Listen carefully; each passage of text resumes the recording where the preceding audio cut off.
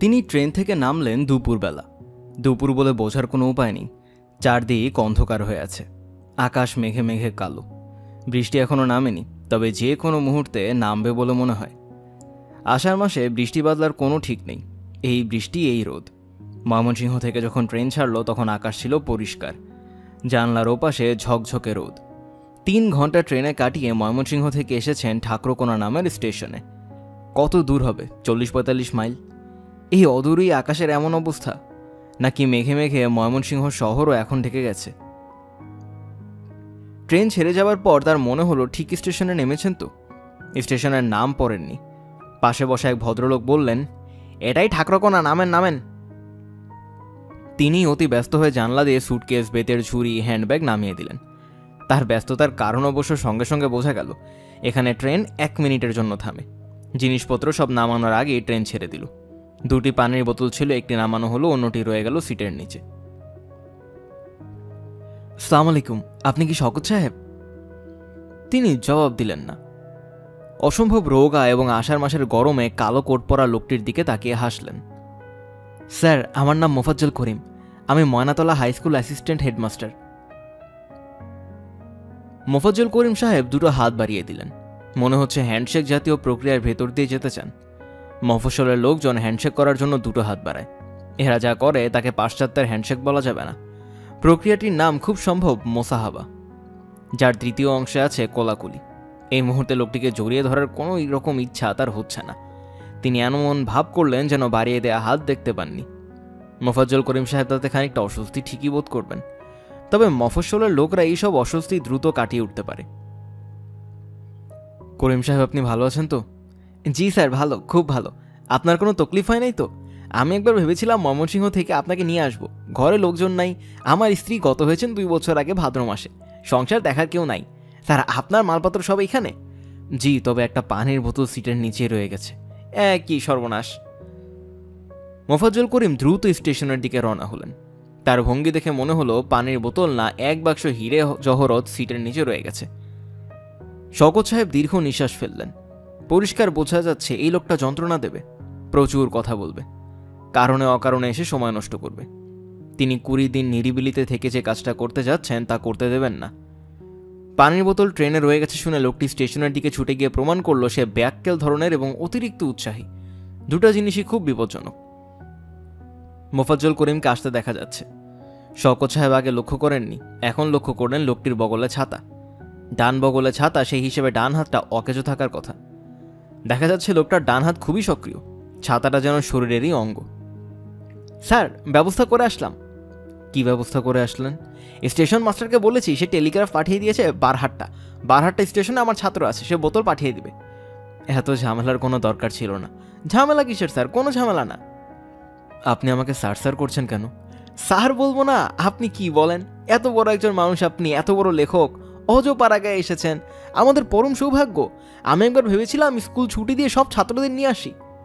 শওকত সাহেব আঁতকে উঠলেন। কি ভয়াবহ কথা! এই বিপজ্জনক মানুষটি কি তার কেয়ারটেকার হিসেবে থাকবে? মনে হচ্ছে প্রথম দিনেই জীবন অতিষ্ঠ করে তুলবে। স্যার, স্টেশন মাস্টার সাহেব 1 কাপ চা খাওয়ার দাওয়াত দিয়েছেন, চলেন যাই। চা এখন খেতে ইচ্ছা করছে না। একটা চুমুক দিবেন, না হলে মনে কষ্ট পাবে। এরা বিশিষ্ট লোক তো, কখনো দেখে না, আপনার নামও শোনা নেই। বই পড়া তো দূরের কথা, দোষ নেই কিছু। আজ অজপাড়া গা জায়গা। স্যার আসেন, জিনিসপত্র নিয়ে চিন্তা করবেন না, লোক লাগিয়ে দিয়েছি, এরা নৌকায় নিয়ে তুলে ফেলবে। নৌকায় যেতে হয় নাকি? জি, বেশি সময় লাগে না, 1.5 থেকে 2 ঘন্টা। বাতাস আছে, পাল তুলে দিব, সা করে চলে যাবে। স্যার চলেন, চাটা খেয়ে আসি। শওকত সাহেব বিরক্ত মুখে রওনা হলেন। মোটাসোটা থলথলে ধরনের স্টেশন মাস্টার সাহেব বিনয়ে প্রায় গলে পড়ে যাচ্ছেন। তার চোখে দেব দর্শনজনিত আনন্দের আভা। তিনি তার চেয়ার শওকত সাহেবের জন্য ছেড়ে দিয়ে নিজে একটা টুলে বসেছেন, অন্য একটা টুলে। চায়ের কাপ, একটা পিরিচে 2টো নিকি, অন্য আর একটা পিরিচে বানানো পান। পানের পাশে একটা সিগারেট এবং ম্যাচ। আয়োজনের অভাব নেই। কিছু না বললে খারাপ দেখা যায় বলেই শওকত সাহেব বললেন, কি ভালো? জি স্যার, ভালো। একটু দোয়া রাখবেন। জঙ্গলের মধ্যে পড়ে আছি আজ 9 বছর। বদলির জন্য চেষ্টা কম করি নাই।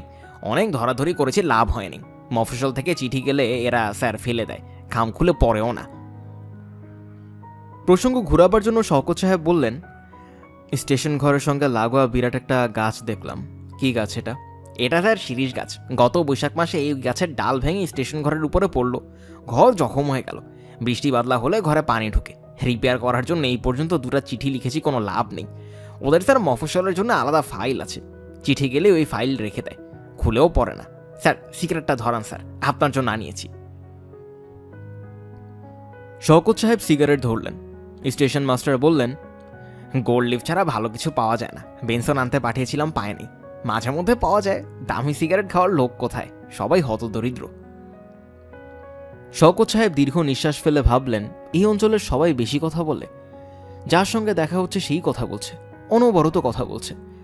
ভাগ্যিস মোফাজ্জল করিম সাহেব নেই, তিনি নৌকার খোঁজে খবরে গেছেন। তিনি থাকলে দুজনের মধ্যে কথা বলার কম্পিটিশন শুরু হয়ে যেত। মোফাজ্জল করিম সাহেব সম্ভবত জিততেন। মাস্টারদের সঙ্গে কথা বলায় কেউ পারে না। স্যার কতদিন থাকবেন এখানে? ঠিক করিনি, 15-20 দিন থাকবো। শুনলাম নির্জন একটা লেখা শেষ করার জন্য এসেছেন। শওকত সাহেব দীর্ঘ নিঃশ্বাস ফেললেন। নির্জনতার যে নমুনা শুরু হয়েছে, খুব বেশি ভরসা করতে পারছেন না। স্যার পান খেলেন না? পান আমি খাই না, থ্যাংক ইউ। আমি বাইরে একটু দাঁড়াই। বাইরে কি দেখবেন স্যার, কিছু দেখার নেই। শীতকালে তাও একটু হাঁটাহাঁটি করা যায়, বর্ষাকালে অসম্ভব। কাঁচা রাস্তা, হাঁটু পর্যন্ত কাদা, দিনরাত বৃষ্টি, খাওয়া খাদ্য কিছু নাই। ইলিশ মাছ এক জিনিস 2 বছর চোখে দেখি নেই। তরকারির মধ্যে আছে উটা, পুঁই শাক আর ঝিঙ্গা। এই 3 জিনিস কত খাওয়া যায় বলেন? পটল এক জিনিস কেউ চোখেও দেখে নেই, অথচ শহর বন্দরে এই জিনিস খাওয়ার লোক নাই। শওকত সাহেব স্টেশন ঘর থেকে বের হয়ে এলেন, আর তখনই কেঁপে বৃষ্টি এলো। শিরীষ গাছের ঘন পাতায় বৃষ্টি আটকে যাচ্ছে। কতক্ষণ এরকম থাকবে কে জানে। শওকত সাহেব মুগ্ধ হয়ে গাছ, বৃষ্টি এবং দূরের মাঠ দেখতে লাগলেন। সামনের অনেকখানি ফাঁকা, দৃষ্টি অনেক দূর পর্যন্ত ছড়িয়ে দেয়া যায়। শহরের সঙ্গে গ্রামের এই বোধহয় তফাৎ, শহরে দৃষ্টি আটকে যায়, গ্রামে আটকায় না। ছাতা মাথায় মোফাজ্জল করিমকে হনহন করে আসতে দেখা যাচ্ছে। পায়ের জুতাজোড়া খুলে তিনি হাতে নিয়ে নিয়েছেন, প্যান্ট ভাঁজ করে হাঁটু পর্যন্ত তুলে দিয়েছেন। শওকত সাহেব আঁতকে উঠলেন, তাকেও কি এইভাবে যেতে হবে? বৃষ্টির জোর খুব বেড়েছে। শিরীষ গাছের একটি মাত্র ডালে 6-7টা কাক বসে ভিজছে, অন্য ডালগুলি ফাঁকা। কাকরা কি একটি বিশেষ ডাল বৃষ্টির সময় আশ্রয় হিসেবে ব্যবহার করে? এই ডালটা নিশ্চয়ই কোনো সুবিধা আছে। স্টেশন মাস্টার সাহেবের ছাতা হাতে বের হয়েছেন। তিনি নিজেই ছাতা মেলে শওকত সাহেবের মাথার উপর ধরলেন। বিরক্ত মুখে বললেন, এই যে বৃষ্টি শুরু হয়েছে, খুব কম করে হলেও 7 দিন থাকবে। শওকত সাহেব বললেন, একটা মজার জিনিস দেখুন তো, এতগুলি ভালো ডাল থাকতে কাকরা সবাই একটা ডালে বসে আছে কেন? পশু পাখির কি স্যার কোনো বুদ্ধিশুদ্ধি আছে?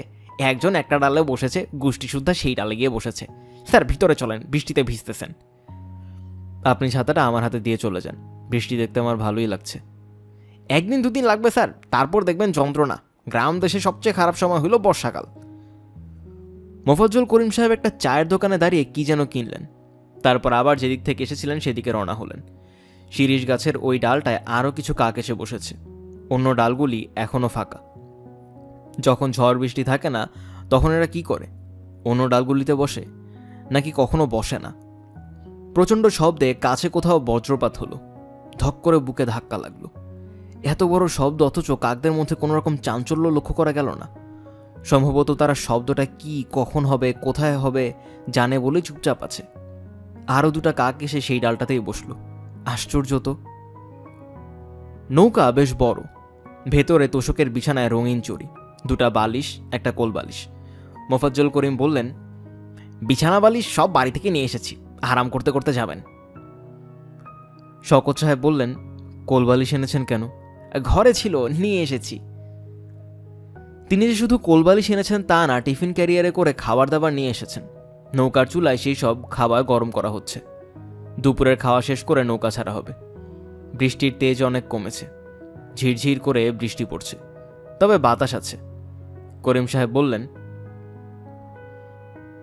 এই বছর মারাত্মক বন্যা হবে, কি বলেন স্যার? শওকত সাহেব জবাব দিলেন না। কথা বললেই কথার পিঠে কথা বলতে হবে, ইচ্ছা করছে না। এক ধরনের ক্লান্তিও বোধ করছেন। বিছানায় শুয়ে পড়লে হয়, কোলবালিশ দেখার পর থেকে কোলবালিশ জড়িয়ে শুয়ে পড়তে ইচ্ছা করছে। স্যার তরকারিতে কেমন ঝাল খান তা তো জানি না, আমি বলেছি ঝাল কম দিতে, খুব বেশি কম হলে কাঁচামরিচ আছে, আমার নিজের গাছের কাঁচামরিচ, অসম্ভব ঝাল, সাবধানে কামড় দিবেন। শওকত সাহেব কিছুই বললেন না, এক জায়গায় বসে একদিকে তাকিয়ে আছেন। চোখের সামনের দৃশ্য এখন খানিকটা একঘেয়ে হয়ে গেছে। নৌকার চুলা থেকে ভেজা কাঠের কারণে প্রচুর ধোঁয়া আসছে, চোখ জ্বালা করছে। ধোঁয়া অন্যদিকে সরানোর জন্য করিম সাহেব তালপাতার একটা পাখা দিয়ে ক্রমাগত হাওয়া করে যাচ্ছেন। এতে কোনো লাভ হচ্ছে না, বরং ধোঁয়া আরও বেশি হচ্ছে। করিম সাহেব। জি স্যার। আমি আপনার সঙ্গে একটা কথা বলতে চাচ্ছি, যদি কিছু মনে না করেন। অবশ্যই বলবেন স্যার, অবশ্যই। আমি মানুষজনের সঙ্গে কথাবার্তা বলতে তেমন আগ্রহ বোধ করি না, ভালো লাগে না, চুপচাপ থাকতে পছন্দ করি। সেটা আপনাকে বলতে হবে না, আপনাকে দেখেই বুঝেছি। স্টেশন মাস্টার সাহেবকে এই কথাই বলেছিলাম। করিম সাহেব, আমি আমার কথাটা শেষ করতে পারিনি। আপনাদের ওখানে আমি যাচ্ছি খুব নিরিবিলিতে কিছু কাজ করতে। শহরের পরিবেশে মন হাঁপিয়ে গেছে। নতুন পরিবেশের কোনো ছাপ লেখায় পড়ে কিনা সেটা দেখতে চাচ্ছি। কাজেই আমি যা চাই তা হচ্ছে নিরিবিলি। স্যার, আপনাকে কেউ বিরক্ত করবে না। গ্রামের লোকজন যদি আসেও সন্ধ্যার পর আসবে, এরা আপনার কাছ থেকে দু একটা মূল্যবান কথা শুনতে চায়। আমি কোনো মূল্যবান কথা জানি না। এটা তো স্যার আপনি বিনয় করে বলছেন। না, বিনয় করে বলছি না, বিনয় ব্যাপারটা আমার মধ্যে নেই। খাবার সময়ও খুব যন্ত্রণা হলো। করিম সাহেব প্লেটে ভাত তুলে দিচ্ছেন, তরকারি তুলে দিচ্ছেন। শওকত সাহেব বিরক্ত হয়ে বললেন, প্লিজ কিছু তুলে দেবেন না, যা দরকার আমি নিজে নেব। কেউ খাবার তুলে দিলে আমার খুব অস্বস্তি লাগে। আপনি তো স্যার কিছুই নিচ্ছেন না, মুরগির বুকের গোশত একটু দিয়ে দেই।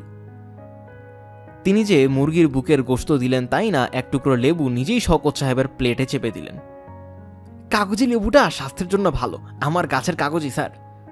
ভালো। 6টা কাগজি লেবুর গাছ আছে, এর মধ্যে 2টা গাছ বাজা, ফুল ফোটে, ফল হয় না। গাছগুলো কাটায় ফেলবো ভেবেছিলাম, আমার মেয়ে দেয় না। ও কি বলেন জানেন স্যার? ও বলে বাজা গাছ বলেই কেটে ফেলবে। কত বাজা মেয়ে মানুষ আছে, আমরা কি তাদের কেটে ফেলি? আমি ভেবেছিলাম কথা খুবই সত্য। আমার নিজের এক ফুপু ছিলেন বাজা, কলমাকান্দায় বিয়ে হয়েছিল, খুব বড় ফ্যামিলি। তারা অনেক চেষ্টা চরিত্র করেছে, ডাক্তার কবিরাজ কিছু বাদ দেয় নাই। তারপর নিয়ে গেল আজমির শরীফ, সেখান থেকে লাল সুতা বেঁধে নিয়ে আসলো। খোদার কি কুদরত, আজমির শরীফ থেকে ফেরার পর একটা সন্তান হলো। আমি চিন্তা করে দেখলাম আমার লেবু গাছের বেলা তো এটা হতে পারে। নিশ্চয়ই হতে পারে। আপনি একটা টবে গাছ দুটাকে আজমির শরীফে নিয়ে যান, লাল সুতা বেঁধে নিয়ে আসুন। করিম সাহেব কিছু বললেন না, তাকিয়ে রইলেন। সম্ভবত রসিকতাটা তিনি ধরতে পারেননি। করিম সাহেব। জি স্যার। আপনাদের ওখানে পোস্ট অফিস আছে তো? জি আছে, আমাদের গ্রামে নাই, শিবপুরে আছে। আমরা পোস্ট অফিসের জন্য কয়েকবার দরখাস্ত দিয়েছি। পোস্টমাস্টার জেনারেল এক শালার বিবাহ হয়েছে আমাদের গ্রামে, মুন্সিবাড়িতে। উনার মারফতে গত বছর একটা দরখাস্ত দিয়েছি, উনি আশা দিয়েছেন হয়ে যাবে। শিবপুর আপনাদের গ্রাম থেকে কত দূর? বেশি না, 4 থেকে 4.5 মাইল। আমি আমার স্ত্রীর কাছে একটা চিঠি পাঠাতে চাই, পৌঁছানোর সংবাদ। কোনো চিন্তা নাই স্যার, চিঠি এবং টেলিগ্রাম দুটারই ব্যবস্থা করে দিব। শওকত সাহেব সুটকেস খুলে চিঠি লেখার কাগজ বের করলেন। বৃষ্টি আবার জোরে সোরে এসেছে। 1 হাত দূরের জিনিস দেখা যায় না এমন বৃষ্টি। এর মধ্যেই নৌকা ছাড়া হয়েছে। নৌকার মোট 3 জন মাঝি, একজন হাল ধরে বসে আছে, 2 জন দাঁড় টানছে। বৃষ্টির পানিতে ভেজার জন্য তাদের মধ্যে কোনো বিকার নেই। যে 2 জন দাঁড় টানছে তাদের দেখে মনে হচ্ছে দাঁড় টানার কাজে খুব আরাম পাচ্ছে। করিম সাহেব ছাতা মাথায় দিয়ে বাইরে বসে আছেন। শওকত সাহেবের অসুবিধা হবে এই কারণে তিনি ছইয়ের ভেতর যেতে রাজি হননি। শওকত সাহেব সুটকেসের উপর কাগজ রেখে পেন্সিলে দ্রুত লিখে যাচ্ছেন। তার লেখা কাঁচা, তবে গোটা গোটা, দেখতে ভালো লাগে। কল্যাণিয়া, হাতের লেখা কি চিনতে পারছো? নৌকায় বসে লেখা, কাজে অক্ষরগুলি এমন চ্যাপটা দেখাচ্ছে। ঠাকুরকোনা স্টেশনে ঠিকমতো পৌঁছেছি। মোফাজ্জল করিম সাহেব উপস্থিত ছিলেন। তার নাম শুনে মনে হয়েছিল ভদ্রলোকের দাড়ি থাকবে, মাথায় টুপি থাকবে এবং মাপে লম্বা, ন্যাপলিনের গন্ধ মাখা কোট থাকবে গায়ে। কোটের অংশ শুধু মিলেছে। ভদ্রলোক সারাক্ষণ কথা বলেন, অনায়াসে তাকে কথাসাগর উপাধি দেওয়া যায়। কথা বলা লোকজন কাজকর্মে কাঁচা হয়, ভদ্রলোক তা না। তাকে সর্বকর্মে অতি উৎসাহী মনে হলো। তার অতিরিক্ত রকমের উৎসাহে ঘাবড়ে যাচ্ছি। ভাত খাওয়ার সময় ভদ্রলোক নিজে লেবু চিপে আমার হাতে পাতে ছড়িয়ে দিচ্ছিলেন। অবস্থাটা ভাবো। আসার সময় তোমার মুখ কালো বলে মনে হলো, তাড়াহুড়ায় জিজ্ঞাসা করা হয়নি। তাছাড়া ভাবলাম বিদায় মুহূর্তে কোনো কারণে আমার উপর রাগ করে থাকলেও তা প্রকাশ করবে না। ইদানিং কথা চেপে রাখার এক ধরনের প্রবণতা তোমার মধ্যে লক্ষ্য করছি। একবার অবশ্য আমাকে বলেছিলে তোমাকে কিছু বলা আর গাছকে কিছু বলা প্রায় একরকম। গাছকে কিছু বললে গাছ শুনতে না পেলেও গাছের ডালে বসে থাকা পাখিরা শুনতে পায়, তোমাকে বললে কেউ শুনতে পায় না। এই কথাগুলি তুমি ঠাট্টা করে বলেছো না মনের বিশ্বাস থেকে বলেছো আমি জানি না।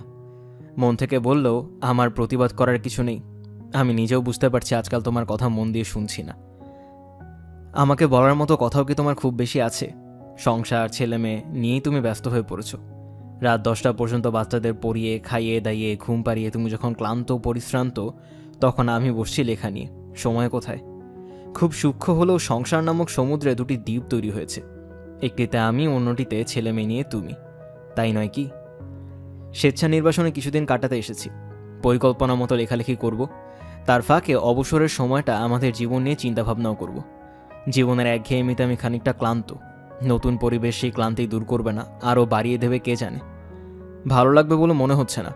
সারা জীবন শহরে থেকেছি, শহরের সুবিধা ও অসুবিধায় এত অভ্যস্ত হয়ে পড়েছি যে নতুন পরিবেশে খাপ খাওয়ানো কষ্টকর হবে বলে মনে হয়। কষ্ট করার একটা বয়স আছে, সেই বয়স পার হয়ে এসেছি। তাছাড়া এখনই হোমসিক বোধ করছি। আসার সময় সাথীর জ্বর দেখে এসেছিলাম, ভেবেছিলাম ঘর থেকে বেরোবার আগে তার কপালে চুমু খেয়ে আসবো। ড্রাইভার নিচে এত ঘন ঘন হর্ন বাজাতে লাগলো যে সব ভুলে নিচে নেমে এলাম। বেচারির জ্বর তপ্ত কপালে চুমু খাওয়া হলো না। আমার হয়ে ওকে আদর করে দিও। আসার থাকার জায়গা কি করা হয়েছে এখনও জানি না। মোফাজ্জল করিম সাহেবকেও কিছু জিজ্ঞেস করিনি। জিজ্ঞেস করলেই তিনি লং প্লেয়িং রেকর্ড চালু করবেন, তা শুনতে ইচ্ছা করছে না। আস্তানায় পৌঁছেই আস্তানা সম্পর্কে তোমাকে জানাবো। জায়গাটা পছন্দ হলে তোমাকে লিখব, সবাইকে নিয়ে চলে আসবে। তবে জায়গা পছন্দ হবে বলে মনে হচ্ছে না। অনেক দিন পর তোমাকে দীর্ঘ চিঠি লিখলাম। ভালো থাকো এবং সুখে থাকো। থাকার জায়গা আহামরি ধরনের হবে এ জাতীয় ধারণা শওকত সাহেবের ছিল না। অজপাড়া গায়ে রাজপ্রাসাদ থাকার কোনো কারণই নেই। তবে বজলুর রহমান, যিনি এই জায়গার খোঁজ তাকে দিয়েছেন, তিনি বার তিনেক উজ্জ্বলিত গলায় বলেছে, আপনি মুগ্ধ হয়ে যাবেন, এত সুন্দর বাড়ি যে কল্পনাও করতে পারবেন না। শওকত সাহেব হাসতে হাসতে বললেন, তাজমহল ধরনের বাড়ি? আরে তাজমহল তো বাড়ি না, তাজমহল হচ্ছে কবরখানা, মমতাজ মহলের কবর। আপনাকে যে বাড়িতে পাঠাচ্ছি সেটা গৌরীপুর মহারাজার বর্ষা মন্দির। বর্ষা মন্দির মানে? শীতের সময় কাটানোর জন্য মহারাজার একটা বাড়ি ছিল, সেটার নাম শীত মন্দির। তেমনি বর্ষাকাল কাটানোর জন্য একটা বাড়ি, তার নাম বর্ষা মন্দির। দোতলা বাড়ি, বৃষ্টির শব্দ যাতে শোনা যায় সেজন্য বাড়ির ছাদ টিনের। বৃষ্টি দেখার জন্য বিরাট টানা বারান্দা, উত্তরেও বারান্দা, দক্ষিণেও বারান্দা। উত্তরের বারান্দায় দাঁড়ালে গাঢ় পাহাড় দেখা যায়, দক্ষিণের বারান্দায় দাঁড়ালে দেখবেন সোহাগী নদী। কি নদী? সোহাগী নদী। বর্ষাকালে যাবেন, নদী থাকবে কানায় কানায় ভরা। বৃষ্টির ফোঁটা নদীতে পড়লে কি যে সুন্দর দেখা যায়, তা ওই বাড়ির বারান্দায় না দাঁড়ালে বুঝবেন না। বাড়িটার চারদিকে কদমের গাছ, বর্ষাকালে কদম ফুলে গাছ ছেয়ে যায়, সে এক দেখার মতো দৃশ্য। বাংলাদেশের কোথাও একসঙ্গে এতগুলি কদমের গাছ দেখবেন না। শওকত সাহেব খুব একটা উৎসাহ বোধ করলেন না। বজলুর রহমানের কোনো কথায় উৎসাহী হয়ে ওঠা ঠিক না। ভদ্রলোকের মাথা খারাপ ধরনের, নিজেকে মহাকবি হিসেবে পরিচয় দেন। শোনা যায় 17 বছর বয়সে বঙ্গবন্দনা নামে মহাকাব্য লেখা শুরু করেছিলেন, শেষ করেছেন 40 বছর বয়সে। এখন কারেকশন চলছে, 10 বছর হয়ে গেল, কারেকশন শেষ হয়নি। মহাকবি বজলুর রহমান অদ্ভুত, অসাধারণ, পাগল হয়ে যাবার মতো বিশেষণ ছাড়া কথা বলতে পারেন না। একবার গুলশানের এক বাড়িতে বাগান বিলাস গাছ দেখে খুব উত্তেজিত হয়ে ফিরলেন। চোখ বড় বড় করে বললেন, এই জিনিস না দেখলে জীবন বৃথা। ইন্দ্রপুরীর বাগান বিলাসের সামনে দাঁড়াতে পারবে না। লাল রঙের যে কটা শেড আছে তার প্রতিটি ওই গাছের পাতায় আছে। বেশিক্ষণ তাকিয়ে থাকা যায় না, তাকিয়ে থাকলে বুকে ব্যথা করে। অ্যাবসলিউট বিউটি সহ্য করা মানুষের পক্ষে খুবই কঠিন। বুঝলেন ভাই সাহেব, গাছটার সামনে দাঁড়িয়ে মনে হলো পাগল হয়ে যাব। পাগল তো আছেনি, নতুন করে কি আর হবেন? ঠাট্টা না ভাই, সত্যি বলছি, একদিন আমার সঙ্গে চলুন, আপনার দেখা উচিত। শওকত সাহেব মহাকবিকে সঙ্গে নিয়ে একদিন গেলেন। বাড়ির সামনে দাঁড়িয়ে বললেন, আপনি কি নিশ্চিত এই সেই বিখ্যাত ইন্দ্রপুরীর গাছ? জি, এইটাই সেই বাগান বিলাস। তবে আজ অবশ্য সেদিনের মতো লাগছে না। ব্যাপারটাকে বুঝতে পারছি না। সামথিং ইজ ডেফিনেটলি রং। শওকত সাহেব ধরেই নিয়েছেন বর্ষা মন্দির বাগান বিলাসের মতোই হবে। বাড়ির সামনে দাঁড়িয়েও তিনি মহাকবির মতো বলতে বাধ্য হবেন, সামথিং ইজ ডেফিনেটলি রং। তবে সোহাগী নামের নদী তাকে খানিকটা আকর্ষণ করল। শুধু নামটির কারণে এই নদী একবার দেখে আসা যায়। মহাকবি বললেন, আপনি গরিবের কথাটা রাখুন, কয়েকটা দিন ওই বাড়িতে থেকে আসুন, স্বর্গসের অভিজ্ঞতা হবে। আপনার লেখা অন্য একটা ডাইমেনশন পেয়ে যাবে। বাড়ি সম্পর্কে যা বলেছি তার 16 আনা যদি না পান, নিজের হাতে আমার কান দুটা কেটে নেড়ি কুত্তা দিয়ে খাইয়ে দিবেন, আমি কিচ্ছু বলবো না। যদি যাই, খাওয়া দাওয়া কোথায় করব? বাবুর্চি সঙ্গে নিয়ে যেতে হবে? কিছুই নিতে হবে না। ময়নালা স্কুলের অ্যাসিস্ট্যান্ট হেডমাস্টার সাহেবকে আমি একটা চিঠি দিয়ে দিব। খুবই মাইডিয়ার লোক, যা করা সেই করবে, এবং যে কদিন থাকবেন আপনাকে মাথায় করে রাখবে। তিনি ময়নাতলা মহাকবির ব্যবস্থার মতোই এসেছেন। মহাকবি তাকে ট্রেনে তুলেও দিতে এসেছিলেন। ময়নাতলা জায়গাটির প্রাকৃতিক সৌন্দর্যের কথা বলতে গিয়ে আরেকবার উচ্ছ্বসিত হলেন। তবে ট্রেন ছাড়িবার আগ মুহূর্তে লজ্জিত গলায় বললেন, ভাই, আপনাকে একটা রং ইনফরমেশন দিয়েছি। নদীটার নাম সোহাগী না, আসলে নদীটার কোনো নাম নেই, সবাই বলে ছোট গাং। সোহাগী নামটা আমার দেয়া। কদম বনেও নিশ্চয়ই নেই আপনার কল্পনা? আছে, আছে, অবশ্যই আছে। নদীর নাম ছাড়া বাকি সব যেমন বলেছি তেমন। যদি এক বিন্দু মিথ্যা হয়, আমার কান দুটা কেটে নেড়ি কুত্তা দিয়ে খাইয়ে দিবেন, আমি কিচ্ছু বলবো না। আমি বাকি জীবন ভ্যানগের মতো কান মাফলার দিয়ে বেঁধে ঘুরে বেড়াবো। অনেস্ট। নদীর নামের ব্যাপারে আপনার সঙ্গে মিথ্যা কথা বলেছি, ক্ষমা প্রার্থনা করছি। নাম তো বড় না ভাই, জিনিসটাই বড়। অসাধারণ নদী, একবার সামনে দাঁড়ালে পাগল হয়ে যেতে ইচ্ছা করে। বাড়ির সামনে শওকত সাহেব বিমর্ষ মুখে দাঁড়িয়ে আছেন। পাগল হয়ে যাবার মতো কিছুই দেখছেন না। অতি পুরাতন জরাজীর্ণ দোতলা ভবন, ছাদ ধসে গেছে কিংবা ভেঙে পড়েছে বলে পরবর্তী সময়ে টিন দেয়া হয়েছে। টানা বারান্দা ঠিকই আছে, তবে রেলিং জায়গায় জায়গায় ভেঙে পড়েছে। বারান্দায় হাঁটাহাঁটি করা বিপজ্জনক হতে পারে।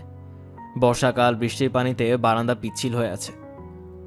শওকত সাহেব বললেন, এটাই কি বর্ষা মন্দির?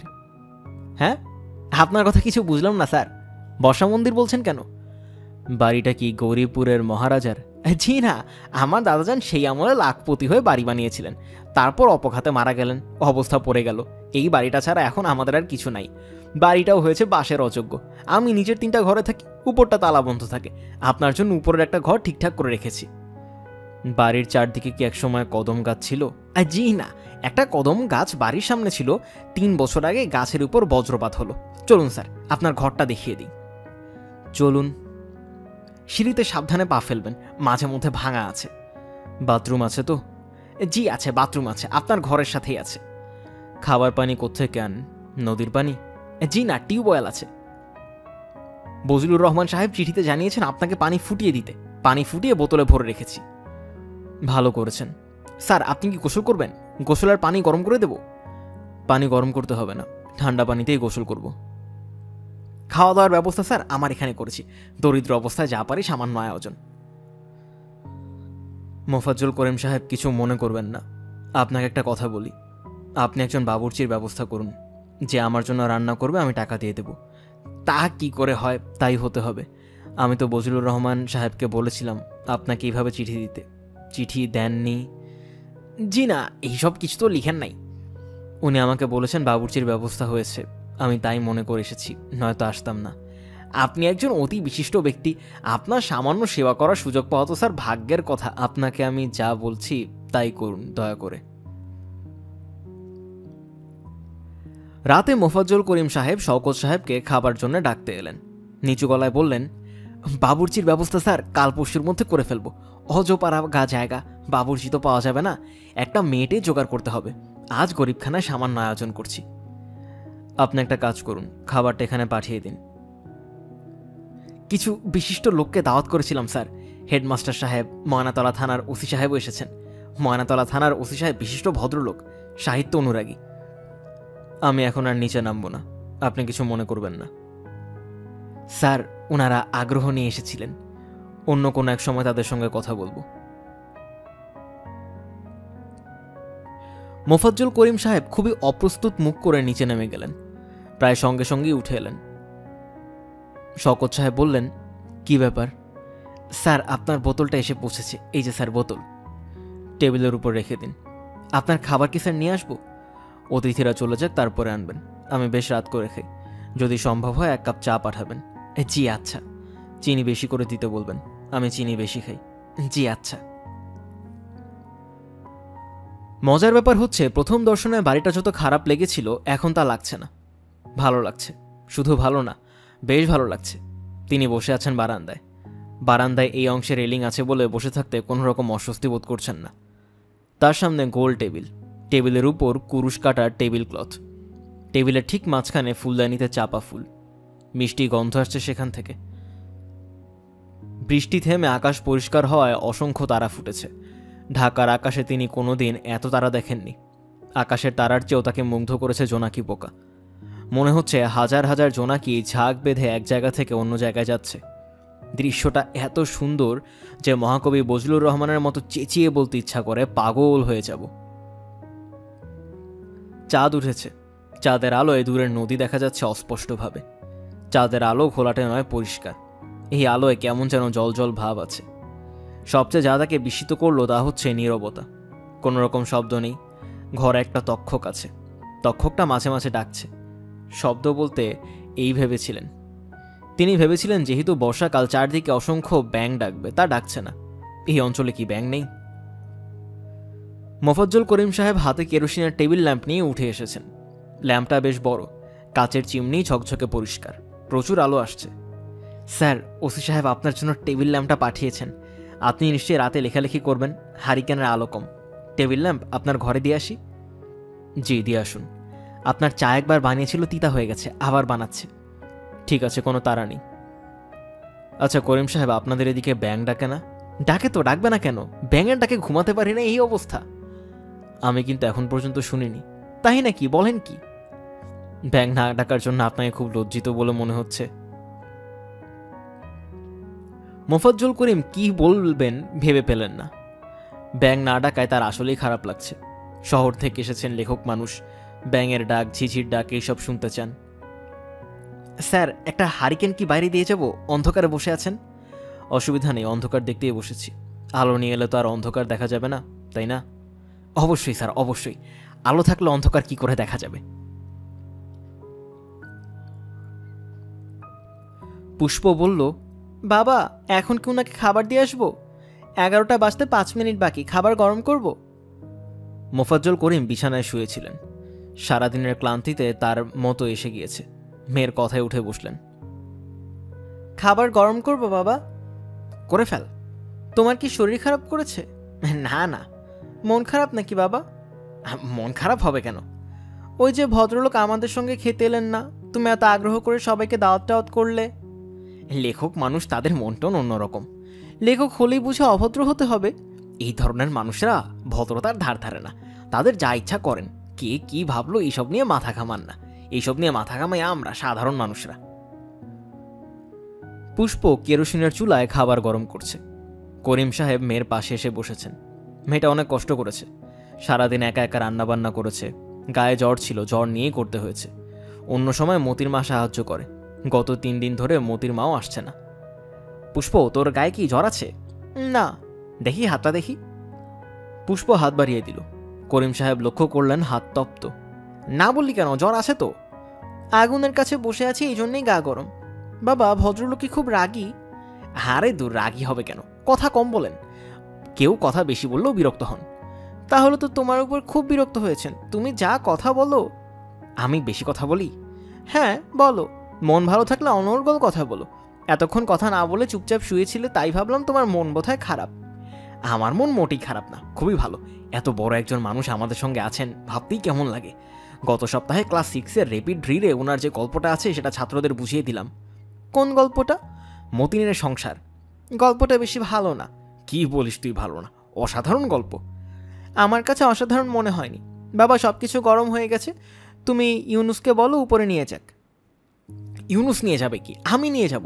এত বড় একজন মানুষের খাবার আমি স্কুলের দপ্তরে কি দিয়ে পাঠাবো? কি ভাবিস তুই আমাকে? বাবা, আমি কি তোমার সঙ্গে আসবো? আয়, আসবি না কেন? পরিচয় করিয়ে দিব। উনি আবার রাগ করবেন না তো? রাগ করবেন কেন? রাগ, ঘৃণা এইসব হচ্ছে আমাদের সাধারণ মানুষের ব্যাপার। ওনারা তো সাধারণ মানুষ না। এই যে সন্ধ্যাবেলায় এসে বারান্দায় বসেছেন, এখনো গিয়ে দেখবি সেই একইভাবে বসে আছেন। মনে হয় খুব অলস ধরনের মানুষ। অলস ধরনের মানুষ এইভাবে বসে থাকে না, শুয়ে ঘুমায়। বাবা, আমি কি এই কাপড়টা পরে যাব না বদলাবো? বদলে ভারো শাড়ি পর, হাত মুখটা ধুয়ে নে। উনি আবার ভাববেন না তো যে উনার সঙ্গে দেখা করার জন্য শাড়ি বদলে সেজে গুজে গেছি? কিছুই ভাববেন না। এই ধরনের মানুষ কে কি পড়লো না পড়লো, কে সাজলো কে সাজলো না, এইসব নিয়ে মোটেও মাথা ঘামান না। তাদের অনেক বড় মন। ব্যাপার নিয়ে চিন্তা করতে হয়। অনেক বড় বড় ব্যাপার আছে। ছোট ব্যাপার নিয়ে চিন্তা করার সময় তাদের নেই। কিন্তু বাবা, উনি তো ঔপন্যাসিক। ঔপন্যাসিকরা নিশ্চয়ই এইসব ব্যাপার খুব খুঁটিয়ে দেখেন। না দেখলে লিখবেন কি করে? সেটাও একটা কথা। তাহলে থাক, কাপড় পাল্টানোর দরকার নেই। না বাবা, কাপড় পাল্টে যাই। আমাকে 10 মিনিট সময় দাও বাবা, গোসল করে ফেলি। জ্বর গায়ে গোসল করবি? রান্না বান্না করেছি, গা কুটকুট করছে। আবার তো সব ঠান্ডা হবে, আবার গরম করব। বাবা, আরেকটা কথা, আমি কি উনাকে পা ছুঁয়ে সালাম করব? শওকত সাহেব বারান্দা ছেড়ে ঘরে ঢুকেছেন। সুটকেস খুলে দেখছেন বেনু জিনিসপত্র কি দিয়ে দিয়েছে। একগাদা বই থাকবে বলাই বাহুল্য। ঢাকায় বই পড়ার সময় তেমন হয় না, বাইরে এলে বই পড়ে প্রচুর সময় কাটান। তার নিজের পছন্দের বই একগাদা দিয়ে দেয়। তার মধ্যে মজার মজার কিছু বই আছে, যেমন এবারের বইগুলির মধ্যে একটা হলো অষ্টাঙ্গ সংগ্রহ, গ্রন্থ পরিচয়ে লেখা আয়ুর্বেদ শাস্ত্রের মূলতন্ত্র বিষয়ক গ্রন্থ। এই বই দেওয়ার মানে কি? রেণু কি তাকে আয়ুর্বেদের পণ্ডিত বানাতে চায়? তিনি কয়েক পাতা উল্টালেন। বিচিত্র সব কথাবার্তা বইটিতে লেখা। পান খাওয়ার নিয়ম: পূর্বাহ্নে সুপারি অধিক দিয়া, মধ্যাহ্নে ক্ষয়ের অধিক দিয়া ও রাত্রে চুন অধিক দিয়া পান খাইতে হয়। পানের অগ্রভাগ, মূল ভাগ ও মধ্যভাগ বাদ দিয়া পান খাইতে হয়। পানের মূল ভাগ খাইলে ব্যাধি, মধ্যভাগে আয়ু ক্ষয় এবং অগ্রভাগ খাইলে পাপ হয়। পানের প্রথম পিক বিষতুল্য, দ্বিতীয় পিক দুর্জ্বর, তৃতীয় পিক সুধাতুল্য, উহা খাওয়া উচিত। স্যার, আসবো? শওকত সাহেব তাকিয়ে দেখেন করিম সাহেব তার মেয়েকে নিয়ে উপস্থিত হয়েছেন। দুজনের হাতে দুটি ট্রে, রাতের খাবার। পেছনে পেছনে আরেকজন আসছে, তার হাতে পানির জগ, গ্লাস, চিলুমচি। করিম সাহেব বললেন, স্যার, আমার মেয়ে পুষ্প, আমার একটাই মেয়ে, ময়মনসিংহে থাকে, হোস্টেলে থেকে পড়ে, এইবার আইয়ে দিবে, পরীক্ষার ছুটি দিয়েছে। ও ভেবেছিল হোস্টেলে থেকে পড়াশোনা করবে। আমি বললাম, মা চলে আয়, একা একা থাকি। সে চলে এসেছে। চলে আসে খুবই ক্ষতি হয়েছে, ঘর সংসার সবাই এখন তার দেখতে হয়। এখন ভাবছি হোস্টেলে দিয়ে আসবো। পুষ্প মেঝেতে ট্রে রেখে এগিয়ে এসে পা ছুঁয়ে সালাম করল। শওকত সাহেব খানিকটা বিব্রত বোধ করলেন। কদমবুসি করলে মাথায় হাত দিয়ে আশীর্বাদের কিছু কথা বলার নিয়ম আছে, তিনি কখনো তা পারেন না। স্যার, আপনার শরীর কেমন? মেয়েও বাবার মতোই তাকে স্যার ডাকছে। প্রশ্ন করেছে বোকার মতো। তিনি যদি শরীর ভালো না বলে বলেন শরীর খুবই খারাপ, তাহলেই মেয়েটি হকচকিয়ে যাবে। পরের কথাটি কি বলবে ভেবে পাবে না। তিনি তাকিয়ে আছেন পুষ্পের দিকে। মেয়েটিকে অস্বাভাবিক রকমের স্নিগ্ধ লাগছে। স্নান করার পর পর ক্ষণস্থায়ী যে স্নিগ্ধতা চোখে মুখে ছড়িয়ে থাকে, সেই স্নিগ্ধতা। মেয়েটি কি এখানে আসার আগে স্নান করেছে? সম্ভবত করেছে। চুল আর্দ্রভাব। মেয়েটির গায়ের রং অতিরিক্ত ফর্সা। শুধুমাত্র ফর্সা রঙের কারণে এই মেয়েটির ভালো বিয়ে হবে। মেয়েটার মুখ গোলাকার, মুখটা একটু লম্বাটে হলে ভালো হতো। একে কি রূপবতী বলা যায়? হ্যাঁ, যাবে। মেয়েটি রূপবতী, তবে আকর্ষণীয় নয়। রূপবতীদের দিকে তাকিয়ে থাকতে ইচ্ছা করে, কিন্তু কাছে যেতে ইচ্ছা করে না। যারা আকর্ষণীয় তারা নিজেদের দেখিয়ে প্রবলভাবে আকর্ষণ করে। ওর নাম স্যার আসলে পুষ্প না, ওর ভালো নাম নাজনীন। আমরা ডাকতাম নাজু। একদিন ওর বড় মামা এসে বললেন, নাজু ফাজু আবার কিরকম নাম, এত সুন্দর মেয়ে, এর নাম হলো পুষ্প। সেই থেকে পুষ্প নাম আর কি। শওকত সাহেব কেন জানি বিরক্ত বোধ করছেন। পিতা এবং কন্যা আগ্রহ নিয়ে তার সামনে বসে আছে। এরা তার কাছ থেকে মুগ্ধ ও বিস্মিত হবার মতো কিছু শুনতে চায়, এমন কিছু যা অন্য 10 জন শোনাবে না। তিনিই বলবেন। এক ধরনের অভিনয় করতে হবে, অন্যদের থেকে আলাদা হবার অভিনয়। আশেপাশের মানুষদের চমৎকৃত করতে হবে। পৃথিবীর সব বড় মানুষরা এই গ্রহের মতো। তাদের আশেপাশে যারা আসবে তারাই উপগ্রহ হয়ে গ্রহের চারপাশে পাক খেতে হবে। কোনো মানে হয় না। মেয়েটা এসেছে, আগ্রহ নিয়ে তাকিয়ে আছে তার দিকে। তাকে কিছু একটা বলতে হবে। ইন্টারেস্টিং কিছুই মাথায় আসছে না। তিনি এক ধরনের যন্ত্রণা বোধ করছেন। তিনি থেমে থেমে বললেন, পুষ্প খুব ভালো নাম, তবে পুষ্প না হয়ে কোনো বিশেষ ফুলের নামে নাম হলে আরও ভালো হতো। অনেক আজে বাজে ধরনের ফুলও কিন্তু আছে, যেমন ধুতুরা ফুল, বিষাক্ত ফুল, আবার কুমড়া ফুলও ফুল। সেই ফুল আমরা বড়া বানিয়ে খাই। পুষ্প তাকিয়ে আছে, এক পলকের জন্য চোখ সরাচ্ছে না। মেয়েটির চোখে এক ধরনের কাঠিন্য আছে। 17-18 বছরের মেয়ের চোখে এ জাতীয় কাঠিন্যতা থাকার কথা না।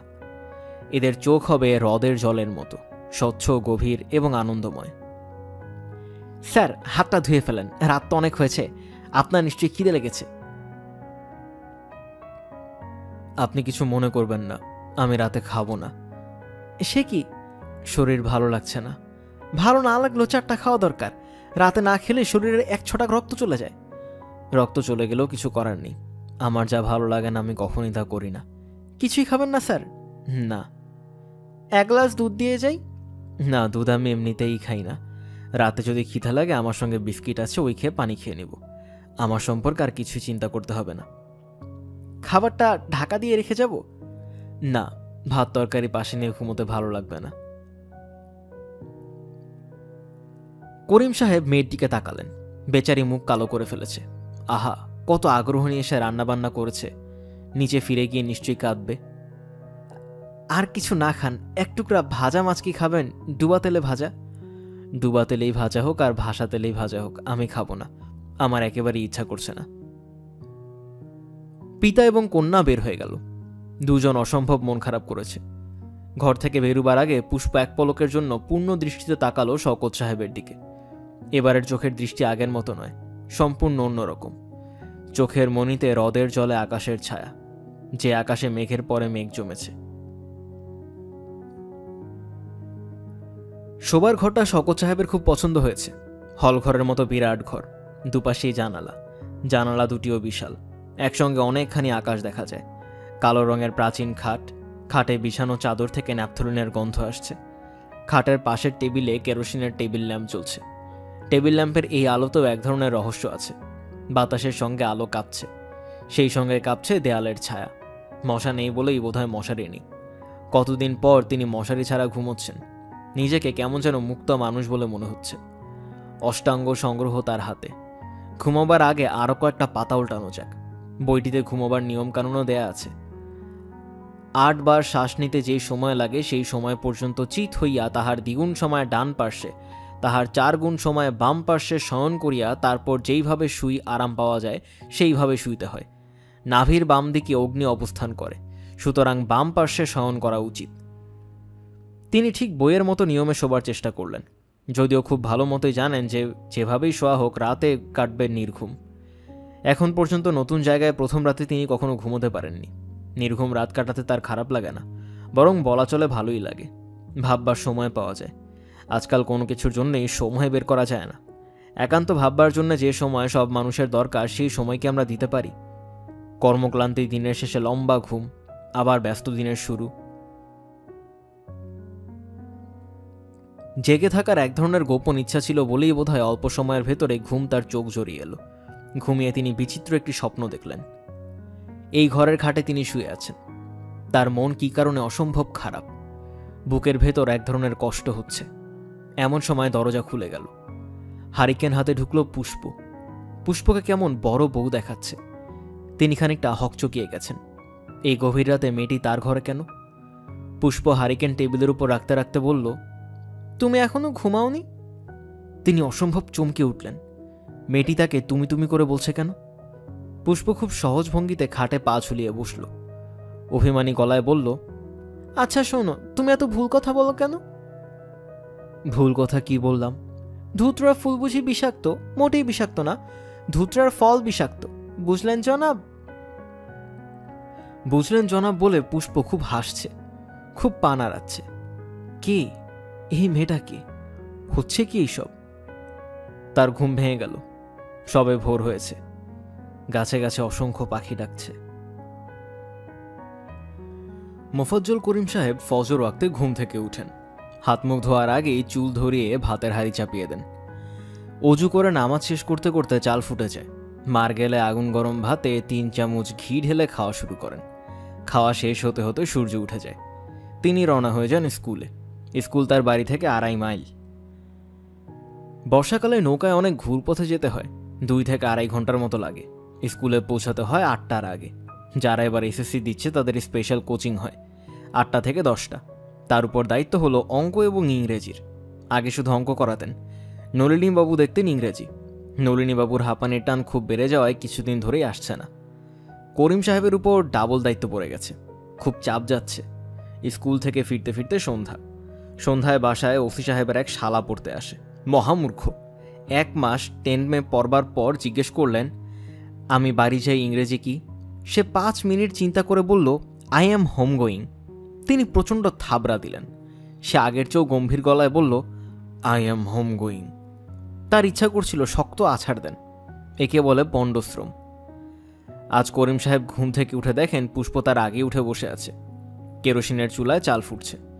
তিনি খুশি গলায় বললেন, তুই এত সকাল সকাল উঠলি যে? রাতে ঘুম ভালো হয় নাই? হয়েছে, সকালে উঠি ভালো করেছিস মা। সুন্দর করে কয়েকটা পরোটা বানিয়ে ফেল। উনি রাতে না খেয়ে ঘুমিয়েছেন। খিদে নিয়ে ঘুম ভাঙবে, গোশত পরোটা দিবি আর একটা ডিম ভেজে দিবি।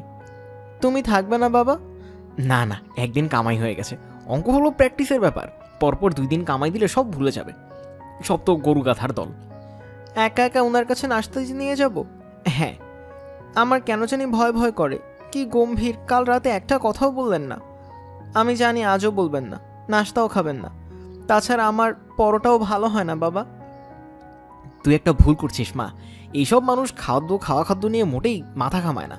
তুই পোলাও কোরমা দিলে যেভাবে খাবেন, ওই ডাল ভাত দিলেও একইভাবে খাবেন। কিছুক্ষণ পর তুই যদি জিজ্ঞেস করিস কি দিয়ে খেলেন, বলতে পারবে না, হা করে তাকিয়ে থাকবে।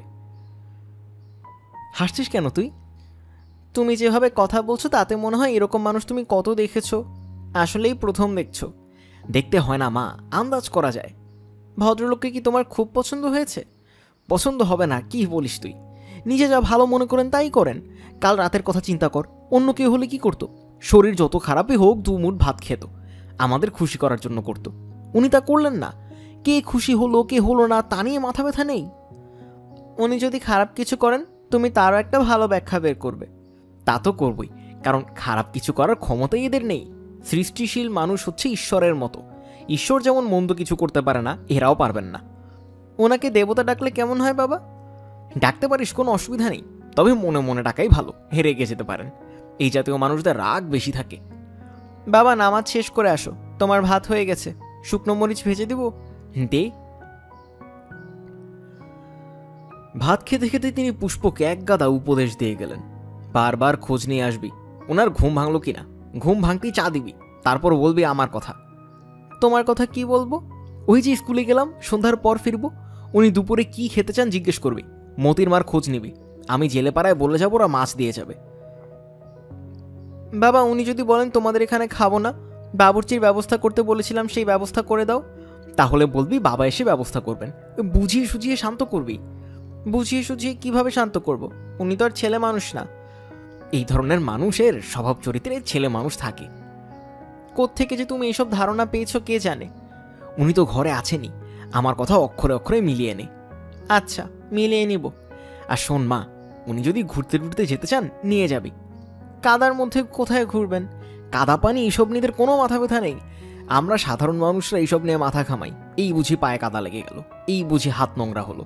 যাদের মন পরিষ্কার তারা শরীরের নোংরা নিয়ে মাথা ঘামান না। মন যাদের নোংরা, শরীর পরিষ্কারের জন্য তাদের চেষ্টা শেষ নাই। আমি তো এই দলে পড়ে যাচ্ছি বাবা। নোংরা আমি সহ্য করতে পারি না। আমার মন কি নোংরা?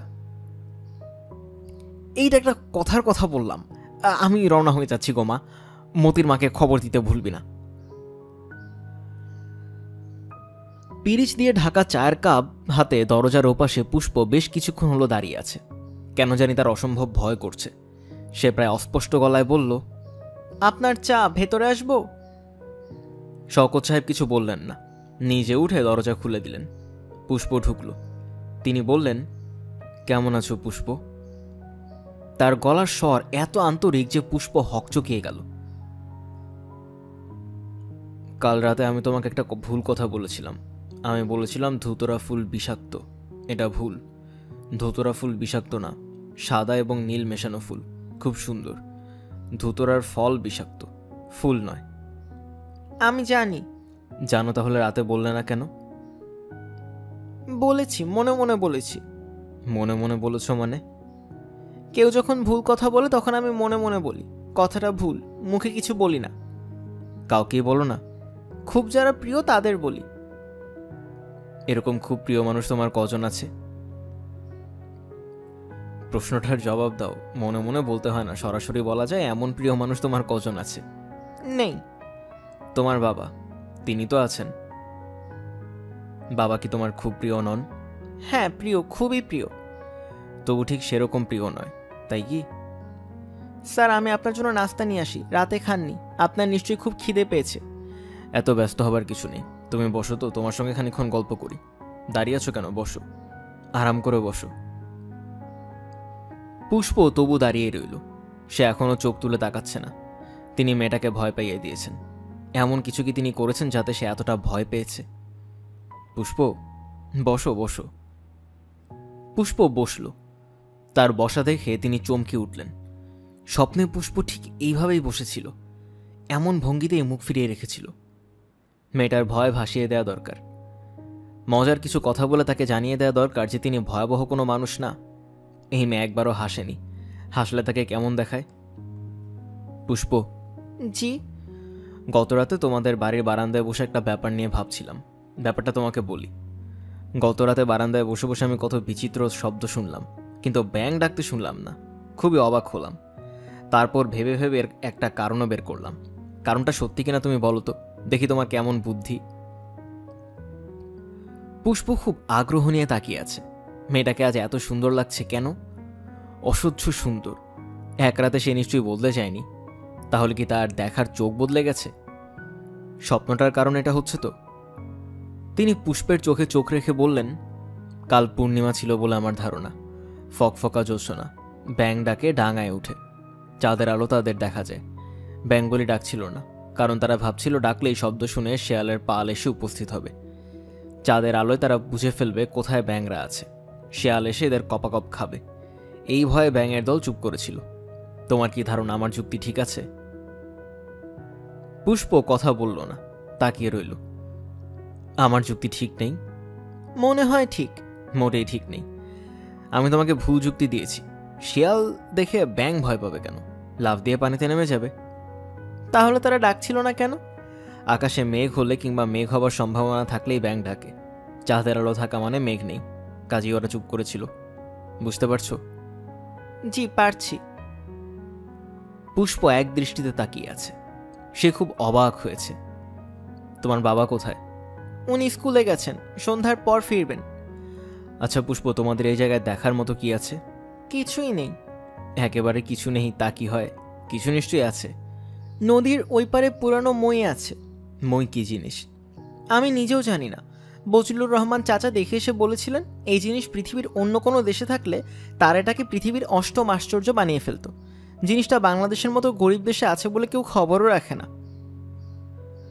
মেয়েটার ভয় সম্ভবত কেটে গেছে, সহজভাবেই কথা বলছে। শওকত সাহেব বললেন, বজলুর রহমানের কথার উপর কোনো রকম গুরুত্ব দেওয়া ঠিক না পুষ্প।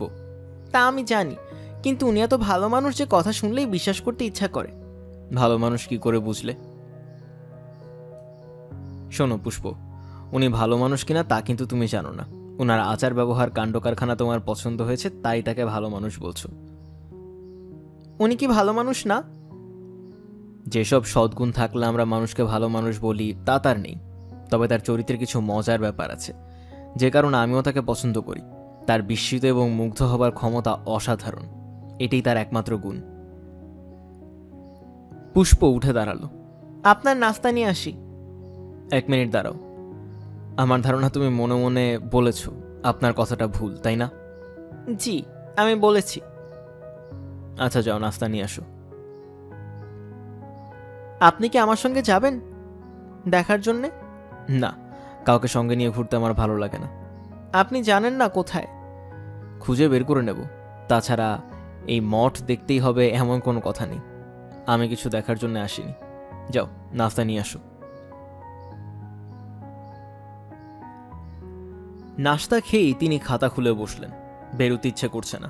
জানালার পাশেই টেবিল, দৃষ্টি বাইরে চলে যাচ্ছে। কি সুন্দর আকাশ! আকাশে আবার মেঘ জমতে শুরু করেছে। বর্ষা দেখার জন্য আসলে গ্রামেই আসা উচিত। জানলার পাশে বিরাট একটা আতা গাছ। তিনি গাছগাছালি বিশেষ চেনেন না, কিন্তু আতা গাছ চেনেন। ছেলেবেলায় যে বাড়িতে ছিলেন সে বাড়িতে 2টি আতা গাছ ছিল। তিনি অনেকক্ষণ আতা গাছের দিকে তাকিয়ে রইলেন। ছেলেবেলার বন্ধুকে যেন অনেক দিন পর দেখলেন।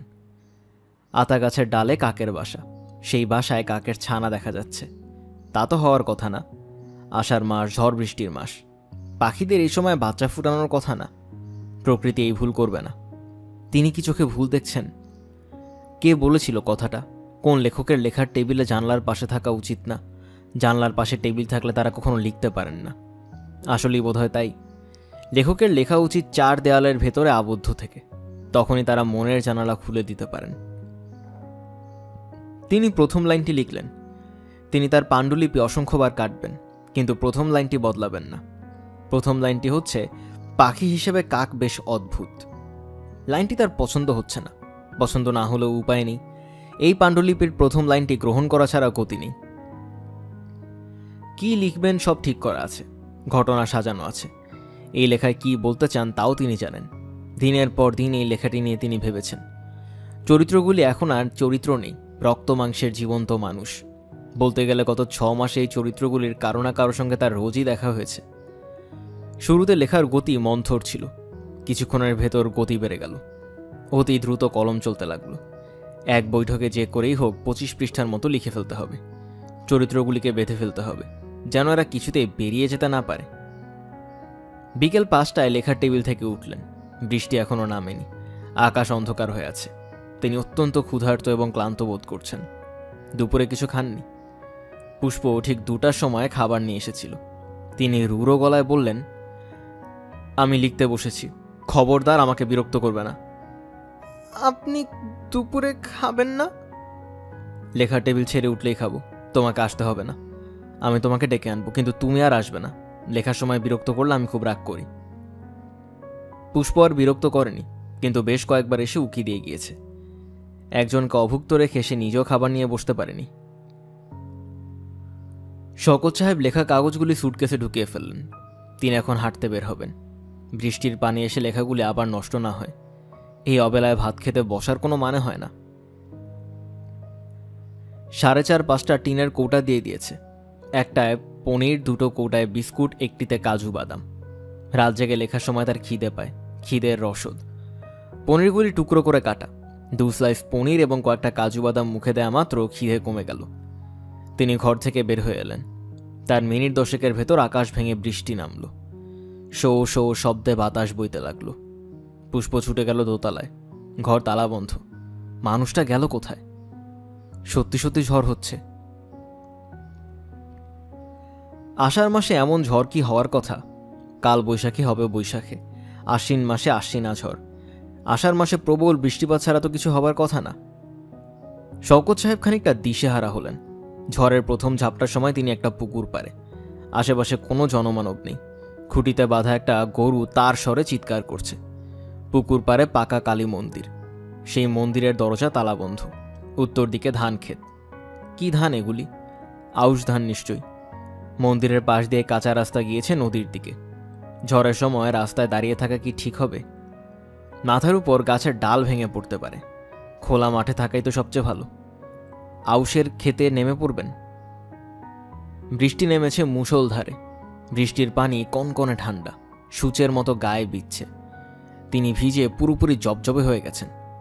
চশমার কাচ বৃষ্টির পানিতে অস্পষ্ট হয়ে আছে। এখন চশমা না থাকার বা থাকার মধ্যে কোনো বেশ কম নেই। তিনি চশমা খুলে হাতে নিয়ে নিয়েছেন। এখন একজন অন্ধের সঙ্গে তার কোনো তফাৎ নেই। ঝড়ের আরেকটা প্রবল ঝাপটা এলো। বাতাসের কি প্রচণ্ড শক্তি, তাকে প্রায় উড়িয়ে নিয়ে যায়। তিনি এদিক ওদিক তাকাচ্ছেন। কেউ কি ডাকছে তাকে? শীষ দেওয়ার মতো তীক্ষ্ণ শব্দ হচ্ছে বাতাসের। এই শব্দ ছাপিয়ে মানুষের গলা ভেসে আসার কথা না। হ্যাঁ, তাকেই ডাকছে। গামছা পরা একজনকে যেন এগিয়ে আসছে, অতি দ্রুত আসছে। এই মিয়া, আপনি কোন দেশি বেকুব? ঝড়ের সময় নারকেল গাছের নিচে? তাই তো। তিনি এতক্ষণ কয়েকটা নারিকেল গাছের নিচেই দাঁড়িয়ে আছেন। তিনি সরে এলেন, বেশি দূর সরতে পারলেন না। বাতাস তাকে ধান খেতে নিয়ে ফেলল। হাতের মুঠিতে ধরা চশমা মট করে ভেঙে গেল। হাত জ্বালা করছে। কেটেছে নিশ্চয়ই। কতটা কেটেছে কে জানে।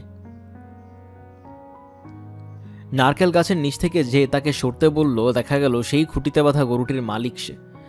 গরু ছেলে দিয়ে সেও পলকের মধ্যে অদৃশ্য হয়ে গেল। শওকত সাহেব কাদা পানিতে মাখা হয়ে বৃষ্টি এবং ঝড় কমার জন্য অপেক্ষা করতে লাগলেন। ঝড় পুরোপুরি থামার জন্য তাকে আধ ঘন্টার মতো অপেক্ষা করতে হলো। এই আধ ঘন্টায় ময়নাতলা গ্রামের উপর ছোটখাটো তাণ্ডব ঘটে গেল। বেশ কিছু কাঁচা বাড়ি ধ্বংসে গেল। কয়েকটা বাড়ির টিনের চাল উড়ে গেল। ময়নাতলা হাই স্কুলের প্রাইমারি সেকশনের কোনো চিহ্নই রইল না। শওকত সাহেব বাড়ির দিকে রওনা হয়েছেন। চশমা নেই বলে কিছুই দেখতে পাচ্ছেন না। চশমা থাকলেও খুব যে লাভ হতো তা না। ঘন অন্ধকার, আকাশ এখনও মেঘে মেঘে ঢাকা। ঘন ঘন বিজলি চমকাচ্ছে। যে ব্যাঙের ডাক শোনা যাচ্ছে না বলে অনেক গবেষণা করেছেন, সেই ব্যাঙের ডাক এখন চারদিক থেকেই শোনা যাচ্ছে। সেই ডাকের সঙ্গে যুক্ত হয়েছে ঝিঝির ডাক। হারিকেন হাতে কে যেন আসছে। শওকত সাহেব অপেক্ষা করতে লাগলেন। লোকটি কাছে এসে অবাক হয়ে বলল, আপনি কে? আমার নাম শওকত। কোন বাড়ির? মোফাজ্জল করিম সাহেবের বাড়িতে থাকি। আপনি যাইতেছেন উল্টা পথে? এই পথ গেছে সোহাগী নদীর ঘাটলায়। কি নদী বললেন? সোহাগী। নদীর নাম ছোট গাং না? আমরা মুখের কথায় বলি ছোট গাং, ভালো নাম সোহাগী। শুনে খুশি হলাম। আপনি কি আমাকে মোফাজ্জল করিম সাহেবের বাড়িতে নিয়ে যাবেন? চশমা ভেঙে যাওয়ায় কিছুই দেখছি না। দেখুন, এর কিছু নাই, আপনি ডাইনের রাস্তা ধরে নাক বরাবর যান। শওকত সাহেব নাক বরাবর রওনা হলেন। জোনাকি পোকাগুলি আজ নেই, থাকলে খানিকটা আলো কি আর ওদের কাছ থেকে পাওয়া যেত না? ঝড় সম্ভবত বেচারিদের উড়িয়ে নিয়ে গেছে। পুষ্প কখন থেকে হারিকেন হাতে বারান্দায় দাঁড়িয়ে আছে। ভয়ে তার আত্মা শুকিয়ে গেছে। এত বড় একটা ঝড় সে খালি বাড়িতে পড়ে করেছে। বিকট শব্দে আতা গাছের একটা ডাল ভেঙেছে। সে ভেবেছিল পুরো বাড়িটাই বুঝি ভেঙে পড়ে গেছে। তার চেয়েও বড় ভয় এই ঝড়ে বিদেশি মানুষটা কোথায় ঘুরছে। কোনো বিপদ আপদ হয়নি তো? বাবাই বা কোথায়? নৌকায় থাকলে নির্ঘাত নৌকা ডুবে গেছে। পুষ্পের গলা ছেড়ে কাঁদতে ইচ্ছা করছে। তাদের বাড়ি গ্রামের এক প্রান্তে। আশেপাশে কোনো বাড়িঘর নেই যে ছুটে গিয়ে বলবে আমার বড় বিপদ, আমাকে একটু সাহায্য করুন। শওকত সাহেব নিঃশব্দে উপস্থিত হলেন। পুষ্প হারিকেন উঁচিয়ে ধরল। তিনি লজ্জিত বিব্রত গলায় বললেন, ঝড়ের মধ্যে পড়ে গিয়েছিলাম, চশমা টশমা ভেঙে একাকার করেছি। চিনতে পারছো তো আমাকে? কাদা মেখে ভূত হয়ে আছি। তোমাদের বাড়িতে ডেটল জাতীয় কিছু আছে, হাত কেটে ফেলেছি। পুষ্প হারিকেন উঁচু করে ধরেই আছে, কিছু বলছে না। মনে হচ্ছে সে একটা ঘোরের মধ্যে আছে। তুমি বোধহয় খুব দুশ্চিন্তা করছিলে। এমন ঝড় শুরু হবে কল্পনাও করিনি। তবে মজার ব্যাপার কি জানো? আই এনজয়েড ইট। শুধু তাই না, আই এনজয়েড ইট ট্রলি। করিম সাহেব কোথায়? উনি ফেরেননি? না। তুমি পুরো ঝড়ের সময়টা একা ছিলে? জি। আপনি কুয়াতলায় আসুন, কাদা ধুয়ে তুলুন, আমি সাবান এনে দিচ্ছি। হাত কতটা কেটেছে? বেশি না। দেখি। তিনি হাত মেলে ধরলেন। অনেকটাই কেটেছে, রক্তে মাখামাখি হয়ে আছে। কুয়াতলা কোন দিকে? আমি এখন প্রায় কিছুই দেখতে পাচ্ছি না। হারিকেনটা ভালো মতো ধরো। চশমা ছাড়া এখন আপনার চলবে কি করে? সুটকেসে আমার আরেকটা চশমা আছে। শওকত সাহেব মাথায় প্রায় 3 বালতি পানি ঢেলে ফেললেন। পুষ্প বলল, আর পানি দেবেন না, ঠান্ডা বাঁধিয়ে বসবেন তো। পানিটা গরম, গায়ে ঢালতে খুব আরাম লাগছে। বৃষ্টির পানি কি যে ঠান্ডা ছিল কল্পনাও করতে পারবে না। মনে হচ্ছিল শীতে জমে যাচ্ছি। শোনো পুষ্প, তোমাকে এখানে দাঁড়িয়ে থাকতে হবে না। তুমি খুব কড়া করে 1 কাপ চা বানাও। পুষ্প নড়ল না, সে তোয়ালে হাতে দাঁড়িয়ে আছে। আর পানি ঢালবেন না, আপনি নির্ঘাত অসুখ বাঁধাবেন। আমার কিছু হবে না, আমি হচ্ছি ওয়াটার। যখন ক্লাস 10-এ পড়ি তখন একবার বন্ধুদের সঙ্গে বাজি ধরে পৌষ মাসের শীতে পুকুরের পানিতে সারা রাত গলা ডুবিয়ে বসেছিলাম। যদি অসুখ না বাঁধাই তাহলে 100 টাকা পাবো। এই ছিল বাজি। বাজিতে জিতে 100 টাকা পেলাম এবং ওয়াটার গ্রুপ টাইটেল পেলাম। এদিকে আমার বন্ধুরা যারা সারা রাত পুকুর পাড়ে বসেছিল তাদের প্রত্যেকে ঠান্ডা লেগে গেল। একজন তো নিউমোনিয়ায় মরমর হলো। যে পুষ্প এতক্ষণ গম্ভীর হয়েছিল সে খিলখিল করে হেসে উঠল।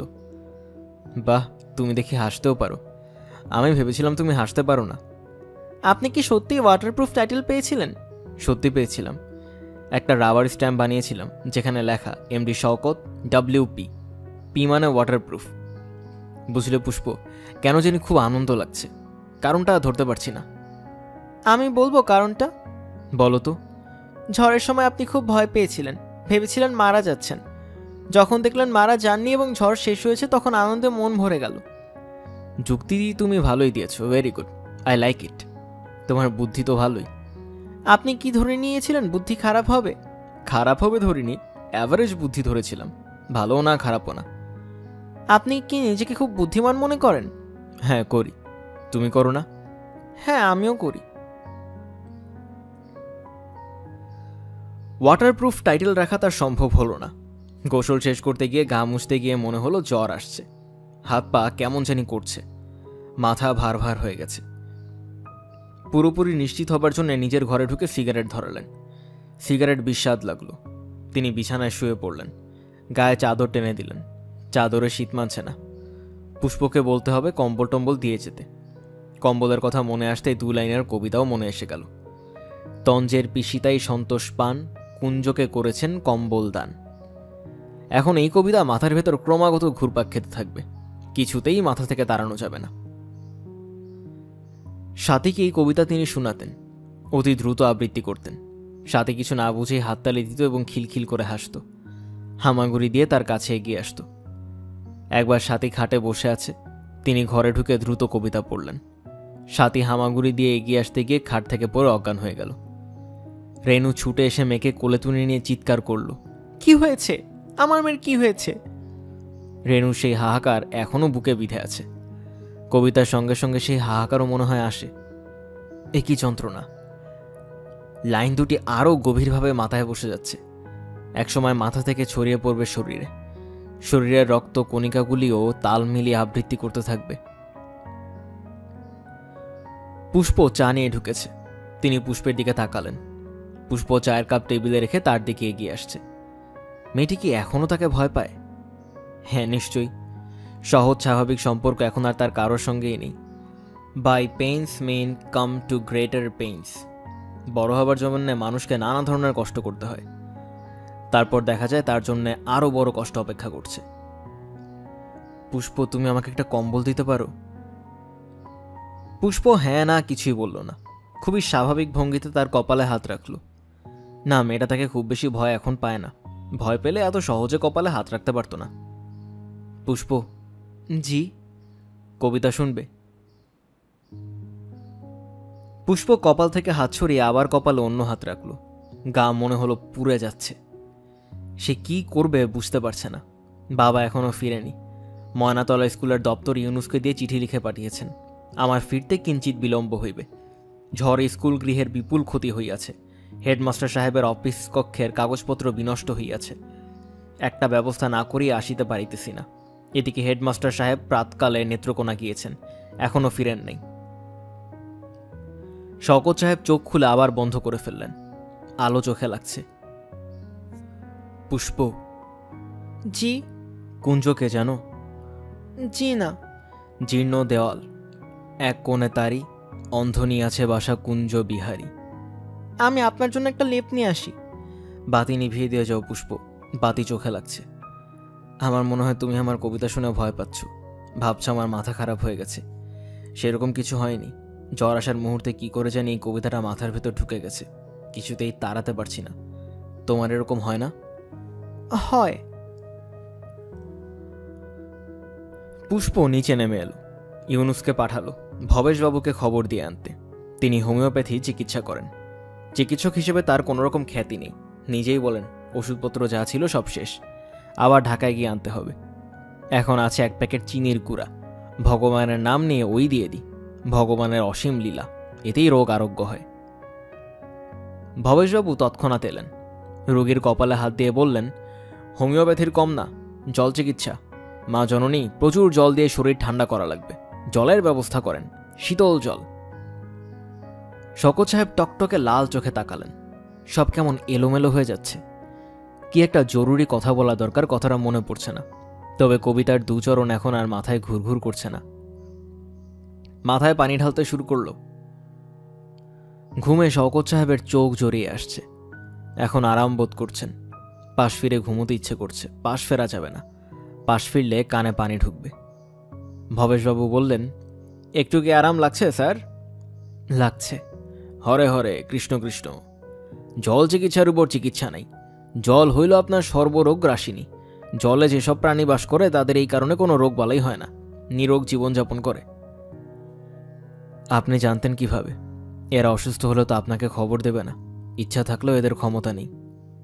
স্যার, আপনি একেবারেই কথা বলবেন না, চুপ করে থাকেন। শরীরটা ভালো বোধ হচ্ছে, এই জন্য কথা বলছি। জ্বর মনে হচ্ছে কমেছে। ভবেশবাবু, আপনার কাছে থার্মোমিটার আছে? আজ্ঞে না, আমি হোমিওপ্যাথি করি। থার্মোমিটার এলোপ্যাথ ডাক্তারদের যন্ত্র, আমি নীতিগতভাবে ব্যবহার করি না। জ্বর বুঝেন কিভাবে? গায়ে হাত দিয়ে বুঝি। গায়ে হাত দিয়ে আমার জ্বর আপনার কত মনে হয়েছিল? 104-এর উপরে ছিল, এখন 102। পুষ্প, আমার এই হ্যান্ডব্যাগ খুলে দেখো, প্লাস্টিকের একটা বক্স আছে। ওষুধপত্র এবং থার্মোমিটার থাকার কথা। থার্মোমিটার পাওয়া গেল। দেখা গেল জ্বর সত্যি সত্যি 102। ভবেশবাবু, আপনি ভালো চিকিৎসক। এই কথাটা স্যার আপনি কাগজে লিখে দিয়ে নাম সই করে যাবেন, সার্টিফিকেটের মতো সাথে রাখবো। আরও পানি ঢালতে হবে চাচা? অবশ্যই, পানি জ্বর ধুয়ে নিয়ে যেতেছে। সেই সঙ্গে রোগের যে বিষ ছিল সেই বিষ। ভবেশবাবু, আজ্ঞে স্যার। আপনাদের এখানে যে নদী আছে তার নাম কি? নদীর নাম সোহাগী। আমি তো জানতাম ছোট কাং। আগে তাই ছিল। বজলুর রহমান বলে এক পাগল কিসিমের লোক নাম বদলায় দিল। কিভাবে বদলালো? মজার ইতিহাস। সভা মিছিল করে একটা হুলুস্থুল করেছেন। রোজ সকালে উঠে নদীর ধার দিয়ে দৌড়াতেন আর চিৎকার করতেন, সোহাগী সোহাগী সোহাগী। স্কুলে ছাত্রদের গিয়ে বলেছেন, তোমরা এই নাম চারদিকে ছড়াই দিবে।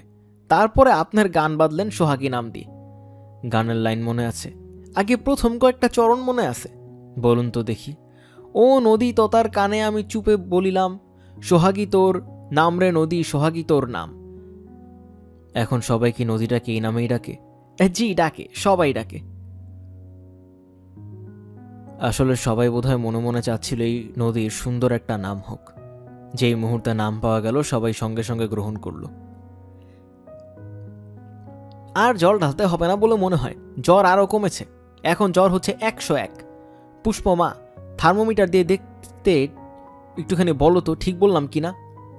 দেখতে হবে না, আপনার কথা বিশ্বাস করলাম। আজ্ঞা না না, পরীক্ষা হয়ে যাক। পরীক্ষা করা হলো। জ্বর ঠিকই 101। রুগীকে এখন ঘুমাইতে হবে। পুষ্পমা, রুগীকে একা কইরা দাও। কেউ থাকলেই রুগী কথা বলবে, ঘুম হবে না। তারা বের হয়ে আসার প্রায় সঙ্গে সঙ্গেই শওকত সাহেব ঘুমিয়ে পড়লেন। ঘুম ভাঙল রাত 11টার দিকে। চোখ মেলেই দেখলেন বিছানার পাশে পুষ্প বসে আছে। একটু দূরে চেয়ারে পা তুলে মোফাজ্জল করিম সাহেব বসে আছেন। তার মুখ ভয়ে পাংশুবর্ণ। স্যার, আপনার শরীর এখন কেমন? ভালো, শরীর ভালো। আমি আপনাদের দারুণ উদ্বেগে রেখেছি, দয়া করে ক্ষমা করবেন। কিছু খাবেন স্যার? খাওয়ার রুচি হয়েছে? না, তবে একেবারে খালি পেটে থাকা বোধহয় ঠিক হবে না। 1 গ্লাস দুধ খেতে পারি। এশার নামাজ শেষ করে করিম সাহেব খেতে বসলেন। পুষ্পও বসলো তার সঙ্গে। করিম সাহেব বললেন, তোর উপর দেয়াস খুব ঝামেলা গেছে। ভবেশবাবুকে বুদ্ধি করে খবর দিয়ে খুব ভালো কাজ করেছিস মা। ভবেশবাবু চিকিৎসা কিছু জানে না, কিন্তু এরা প্রাচীন মানুষ, অনেক টোটকা ফোটকা জানেন। সময় মতো পানি না ঢাললে অবস্থা হয়তো আরো খারাপ হতো। তুই তো কিছু খাচ্ছিস না মা। আমার খেতে ভালো লাগছে না। তোর আবার জ্বর আসেনি তো? দেখি বা হাতটা আমার কপালে ছোঁয়া তো। জ্বর নেই বাবা। না থাকুক, ছোঁয়াতে বলেছি ছোঁয়া। পুষ্প বাবার কপালে হাত রাখল। করিম সাহেব বললেন, হাত তো সোহাগী নদীর পানির মতো ঠান্ডা। বলেছিলাম তো জ্বর নেই। তাই দেখছি।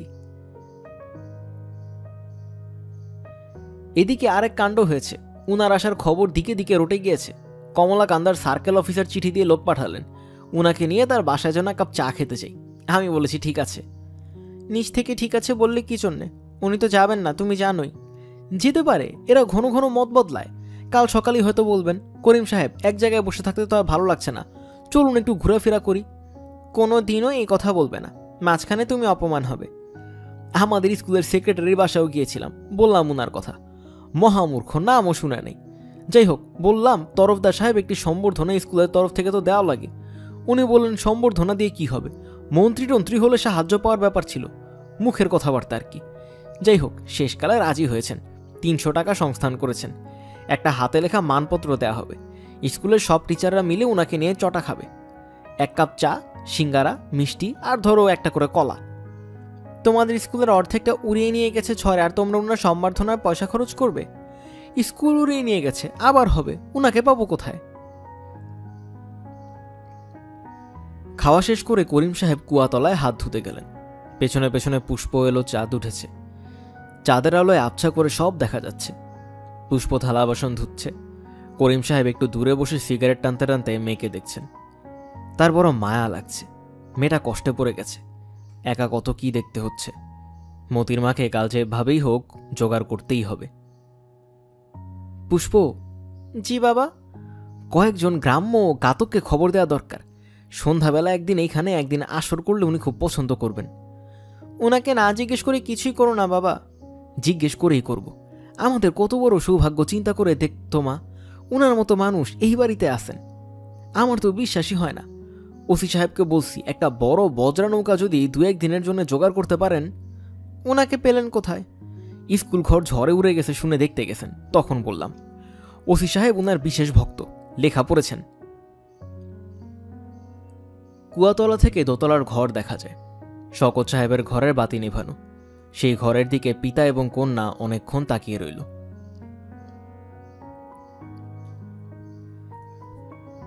শওকত সাহেব বারান্দায় বসেছিলেন। আজ তার খুব ভোরে ঘুম ভেঙেছে। ঘুম ভেঙেছে পাখির ডাকে। পাখির দল যে ভোরবেলা এত হইচই করে তিনি আগে কল্পনাও করেননি। কবিরা পাখির ডাক নিয়ে এত মাতামাতি কেন করেন তিনি বুঝতে পারছেন না। তার কাছে যন্ত্রণার মতো মনে হচ্ছে। তবে রাত কেটে ভোর হওয়ার দৃশ্য অসাধারণ। শুধুমাত্র এই দৃশ্য দেখার জন্য রোজ ভোরবেলায় ওঠা যেতে পারে। পুষ্প চা নিয়ে ঢুকল। শওকত সাহেব বললেন, তুমি কি রোজই এত ভোরে ওঠো, না আমার জন্য উঠতে হচ্ছে? পুষ্প এই কথার জবাব দিল না। আসলে মেয়েটি বুদ্ধিমতী, হাসি দিয়ে বুঝিয়ে দিল সে রোজ এত ভোরে ওঠে না। মেয়েটি তার বাবার বকবকানের স্বভাব পায়নি, এও একদিক দিয়ে রক্ষা। দুজনের কথা শুনতে হলে সর্বনাশ হয়ে যেত। তোমার বাবা কি আছেন, না স্কুলে চলে গেছেন? স্কুলে গেছেন, আজ সকাল সকাল ফিরবেন, হাফ স্কুল। বসো পুষ্প, চা খেতে খেতে তোমার সঙ্গে গল্প করি। বাসায় বসার কোনো জায়গা নেই, একটি মাত্র চেয়ার, সেখানে তিনি বসেছেন। টেবিলটায় বসো, আর টেবিলে যদি বসতে অসুবিধা হয় তাহলে ভেতর থেকে চেয়ার নিয়ে এসো। পুষ্প টেবিলেই বসলো, তবে টেবিলটা একটু দূরে সরিয়ে নিল। এখন বলো, তুমি কেমন আছো? ভালো। দেখে খুব ভালো মনে হচ্ছে না। রাতে ঘুম হয়নি, তাই না? রাতে ঘুম হয়নি কি করে বুঝলেন? চোখের দিকে তাকিয়ে বুঝলাম। রাতে ঘুম না হলে চোখের নিচে একটু কালচে হয়েছে। তোমার হয়েছে, তবে তুমি যদি এত ফর্সা না হতো তাহলে ধরতে পারতাম না। চা খুব ভালো হয়েছে। আরেক কাপ দেই? না, ভালো হয়েছে বলেই দ্বিতীয় কাপ খাবো এমন না। হয়তো দ্বিতীয়টা এত ভালো হবে না। সেই মন্দ চা খেয়ে প্রথম কাপের আনন্দ মাটি হবে। আচ্ছা এখন বলো, তুমি আমার কোনো লেখা পড়েছো? একটা পড়েছি। একটা? মোটে একটা? জি। আপনি আসবেন যখন কথা হলো তখন বাবা নেত্রকোনা থেকে আপনার একটা বই কিনে আনলেন। কোন বইটা কিনলেন? বাবা দোকানদারকে বললেন উনার সবচেয়ে কম দামি বই যেটা সেটাই দিন। দোকানদার একটা চটি বই দিয়ে বলল, প্রথম দিবস দ্বিতীয় রজনী। কম দামি বই হলো এটা আমার ভালো লেখার মধ্যে একটা। এই বই নিয়ে সুন্দর একটা গল্প আছে, দাঁড়াও তোমাকে বলি। বৈশাখ মাসের 1 তারিখে বই বের হবার কথা। প্রকাশকের দোকানে সকাল থেকে বসে আছি। তখন তার আমার এত বই ছিল না। এইটা হচ্ছে দ্বিতীয় বই। বই বেরোবে আমার আগ্রহ সীমাহীন। বাইডারের বই দেওয়ার কথা সে আসছে না। দুপুরবেলা প্রকাশক বললেন, আপনি বাসায় চলে যান, বই বের হলে আপনাকে বাসায় দিয়ে আসবো। আমি রাজি হলাম না। এসেছি যখন বই নিয়েই যাব। বিকেল পর্যন্ত বসে রইলাম, বাইরে দেখা নেই। প্রকাশক বললেন, আপনি কাজ করুন, বাইন্ডারের ঠিকানা দিয়ে দিচ্ছি, গিয়ে দেখুন কি ব্যাপার। বাইন্ডারকে আওলাদ হোসেন লেনে ধরলাম। সে সবে মাত্র লেই লাগাচ্ছে। আমার খুব মেজাজ খারাপ হলো। বাইন্ডার বলল, কিছুক্ষণ বসেন, একটা কাঁচা বই দিয়ে দিই। সেই কিছুক্ষণ মানে 4 ঘন্টা। বাসায় ফিরলাম রাত 9টার পর। বাসায় এসে দেখি রেণুকে হাসপাতালে নিয়ে গেছে। তার তখন 9 মাস চলছে। ডেলিভারি ডেটের এখন অনেক দেরি। ব্যথা উঠে গেছে আগেই। ছুটে গেলাম হাসপাতালে। স্বাতীর জন্ম হয়ে গেছে। সন্ধ্যায় তাকে মার পাশে শুয়ে রাখা হয়েছে। আমার লজ্জার সীমা রইল না। আমার প্রথম বাচ্চা, অথচ আমি পাশে নেই। আমার লজ্জা এবং দুঃখ সাথী ঠিকই বুঝল। আমার লজ্জা ঢাকার জন্যে বলল, কই দেখি তোমার বই, বাহ কি সুন্দর, বলেই শুধুমাত্র আমাকে খুশি করার জন্য এই অবস্থায় বইটি পড়তে শুরু করল। আমার চোখে পানি এসে গেল। আপনি এত সুন্দর করে গল্পটা বললেন যে আমার চোখে পানি এসে গেছে। রেনু অনেক বড় ভুল করে, নানানভাবে আমাকে কষ্ট দেয়, কিন্তু ওই রাতের ঘটনার কথা মনে হলে ওর সব অপরাধ আমি ক্ষমা করে দিই। যে মেয়ে ওই রাতে এমন কাণ্ড করতে পারেন তিনি ভুল করতে পারেন না, তা অবশ্য ঠিক। এখন তুমি বলো, বইটা তোমার কেমন লাগলো? বইটা কি তোমার ভালো লাগেনি? জি না। ভালো না লাগার তো কথা না। তুমি কি পড়েছো ভালো মতো? জি। কেন ভালো লাগলো না বলতে পারবে? পারবো। তাহলে বলো শুনি। আপনি কি আমার কথায় রাগ করছেন? না, রাগ করছি না। আমার লেখার বিপক্ষে কঠিন কঠিন কথা আমি সবসময় শুনি। সাহিত্যের অধ্যাপকরা বলেন, পণ্ডিত ব্যক্তিরা বলেন, বিদগ্ধ জনেরা বলেন, তোমার মতো অল্পবয়স্ক মেয়ে বলতে তা ঠিক ভাবিনি। বিশেষ করে যে আমার একটিমাত্র বই পড়েছে। এখন তুমি আমাকে বলো কেন ভালো লাগলো না? বইটার মূল বিষয়টাই ভুল। মূল বিষয়টাই ভুল? কি বলছো তুমি? ওইটা একটা প্রেমের উপন্যাস। উপন্যাসের মূল বিষয় হলো ভালোবাসলে ভালোবাসা ফেরত দিতে হয়। আপনার বইয়ের চরিত্ররা তাই করেছে, কিন্তু এমন তো কখনো হয় না। মনে করুন একটা কালো কুদর্শন মেয়ে প্রচণ্ড আবেগ নিয়ে একটি রূপবান ছেলেকে ভালোবাসলো। সেই ছেলে কি তার ভালোবাসা ফেরত দেবে? কখনো না। আপনি লিখেছেন মানুষ হচ্ছে আয়নার মতো, ভালোবাসার আলো সেই আয়নায় পড়লে তা ফিরে আসবে। মানুষ আয়নার মতো না। আমার চেয়ে আপনি তো অনেক ভালো করে জানেন। একটা ভুল কথা লিখেছেন, কিন্তু এমন সুন্দর করে লিখেছেন যে পড়লে সত্যি মনে হয় মন অসম্ভব ভালো হয়ে যায়। মন ভালো হওয়াটাকে তুমি তুচ্ছ করছো কেন? ভুল কথা বলে মন ভালো করলে সেটাকে তুচ্ছ করা উচিত না। পুষ্প, আমি আর এক কাপ চা খাবো। পুষ্প উঠে গেল, তারপর চা নিয়ে ফিরে এলো। থ্যাংক ইউ বলেই হাসলেন। হাসির অর্থ তুমি যা বলেছ শুনলাম, আমি রাগ করিনি, কিন্তু তিনি যে রাগ করেছেন তা ঢাকতে পারছেন না। স্যার, আমি কি আপনার নাস্তা নিয়ে আসবো? নিয়ে আসো। মেয়েটিকে প্রচণ্ড ধমক দিতে ইচ্ছে হচ্ছে। বলতে ইচ্ছা করছে, শোনো বোকামে, আমি এই পৃথিবীটাকে যেমন দেখি, যেমন ভাবি, তেমন করেই লিখি। সত্যিকার পৃথিবীটা কেমন তা নিয়ে আমার কোনো মাথা ব্যথা নেই। সত্যিকার ছবি হচ্ছে ফটোগ্রাফি। সাহিত্যে ফটোগ্রাফি নয়, তৈলচিত্র। সেই তৈলচিত্রে আমি কিছু রং বেশি ব্যবহার করেছি। মানুষকে যেভাবে দেখতে ভালোবাসি আমি সেইভাবে আঁকি। যদিও জানি মানুষ সেরকম নয়, আমি নিজেও তেমন নই, কিন্তু আমার সেরকম হতে ইচ্ছে করে। কাজেই আমি ধরে নিয়েছি অন্যদেরও তাই হতে ইচ্ছে করে। আমি মানুষের ইচ্ছের ছবি এঁকেছি। এইসব কথার কিছুই বলা হলো না। তিনি নিঃশব্দে নাস্তা খেলেন। নাস্তা শেষ করে লেখার টেবিলে গিয়ে বসলেন। পুষ্প পেছন পেছন এলো। কিছু বলবে পুষ্প? আপনি আমার কথায় এতটা মন খারাপ করবেন আমি ভাবিনি। আমি অতি সামান্য মেয়ে, আমার কথার কি আর গুরুত্ব আছে? আমার সহজে মন খারাপ হয় না। কঠিন আঘাতও আমি সহজভাবে গ্রহণ করতে পারি, কিন্তু এই বইটির ব্যাপারে আমার এক ধরনের স্পর্শকাতরতা রয়েছে। লেখক হিসেবে আমার আত্মবিশ্বাস নষ্ট হয়ে গিয়েছিল। প্রথম বইটি প্রকাশিত হবার পর 3 বছর একটি লাইন লিখতে পারিনি। তারপর এই বইটি লিখলাম। লেখার পর মনে হলো নিজের স্বপ্ন অন্যদের মাঝে ছড়িয়ে দেওয়ার ক্ষমতা আমার আছে, হোক না স্বপ্নটা মিথ্যা। আপনি নিজে যদি এটা বিশ্বাস করেন তাহলে আমার উপরে তো রাগ করলেন কেন? তোমার উপর রাগ করেছি কারণ তুমি আমাকে যা বলেছো তাও কিন্তু আমি বিশ্বাস করি। তা কেমন করে হয়? হয়, একই সঙ্গে আমরা ভালোবাসি, আবার যাকে ভালোবাসি তাকে ঘৃণাও করি। তুমি সম্ভবত এখনো কারো প্রেমে পড়োনি। প্রেমে পড়লে বুঝতে পারতে। আপনি কি এখন লিখবেন? হ্যাঁ। লেখার সময় আমি যদি পাশে বসে থাকি আপনি কি রাগ করবেন? আমি চাই না লেখার সময় কেউ আমার আশেপাশে থাকে। লিখতে লিখতে প্রায়ই আমার চোখে পানি আসে। এই দৃশ্য অন্যের কাছে হাস্যকর মনে হবারই কথা। তাহলে আমি চাই। আচ্ছা যাও, ভালো কথা।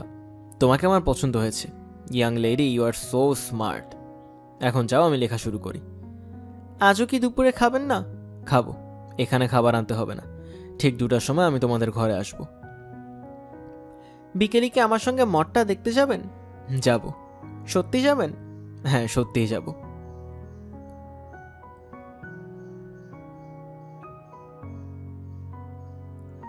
মঠ ব্যাপারটা আসলে ইটের বিশাল একটা স্তূপ।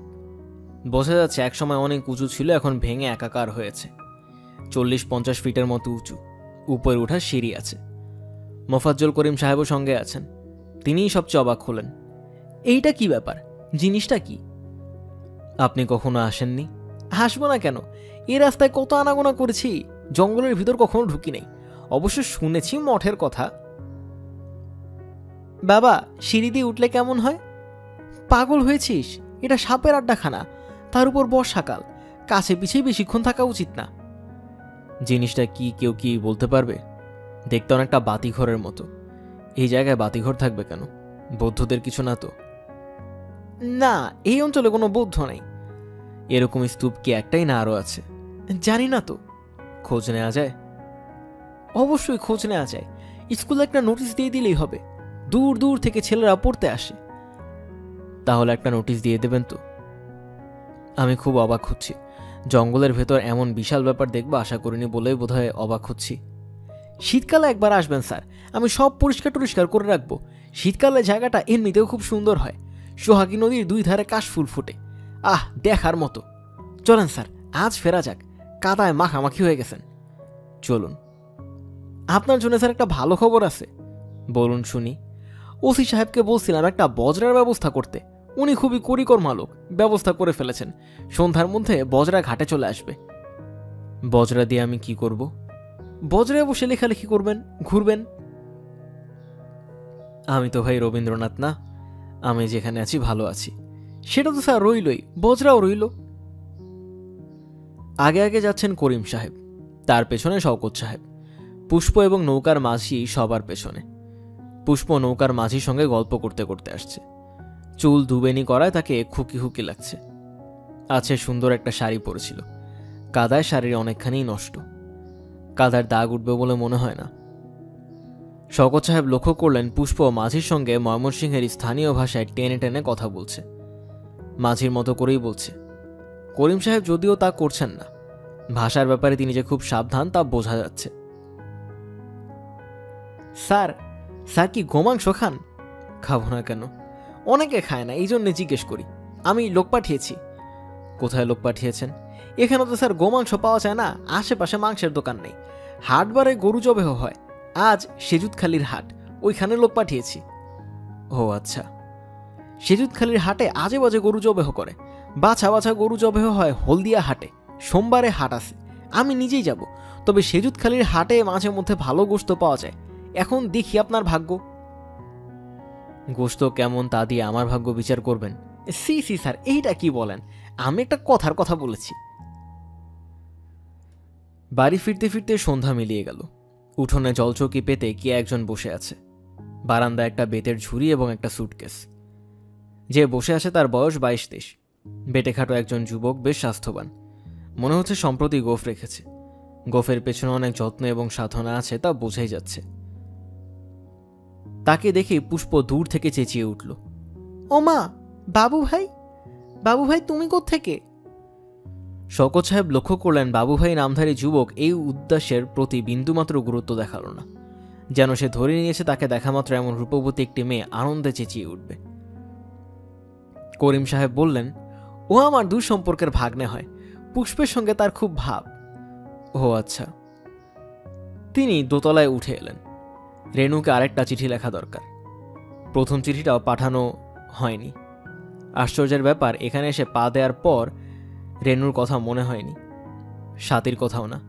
যেন ওই জীবন তিনি পেছনে ফেলে এসেছেন, সেখানে ফিরে যাবার আর প্রয়োজন নেই।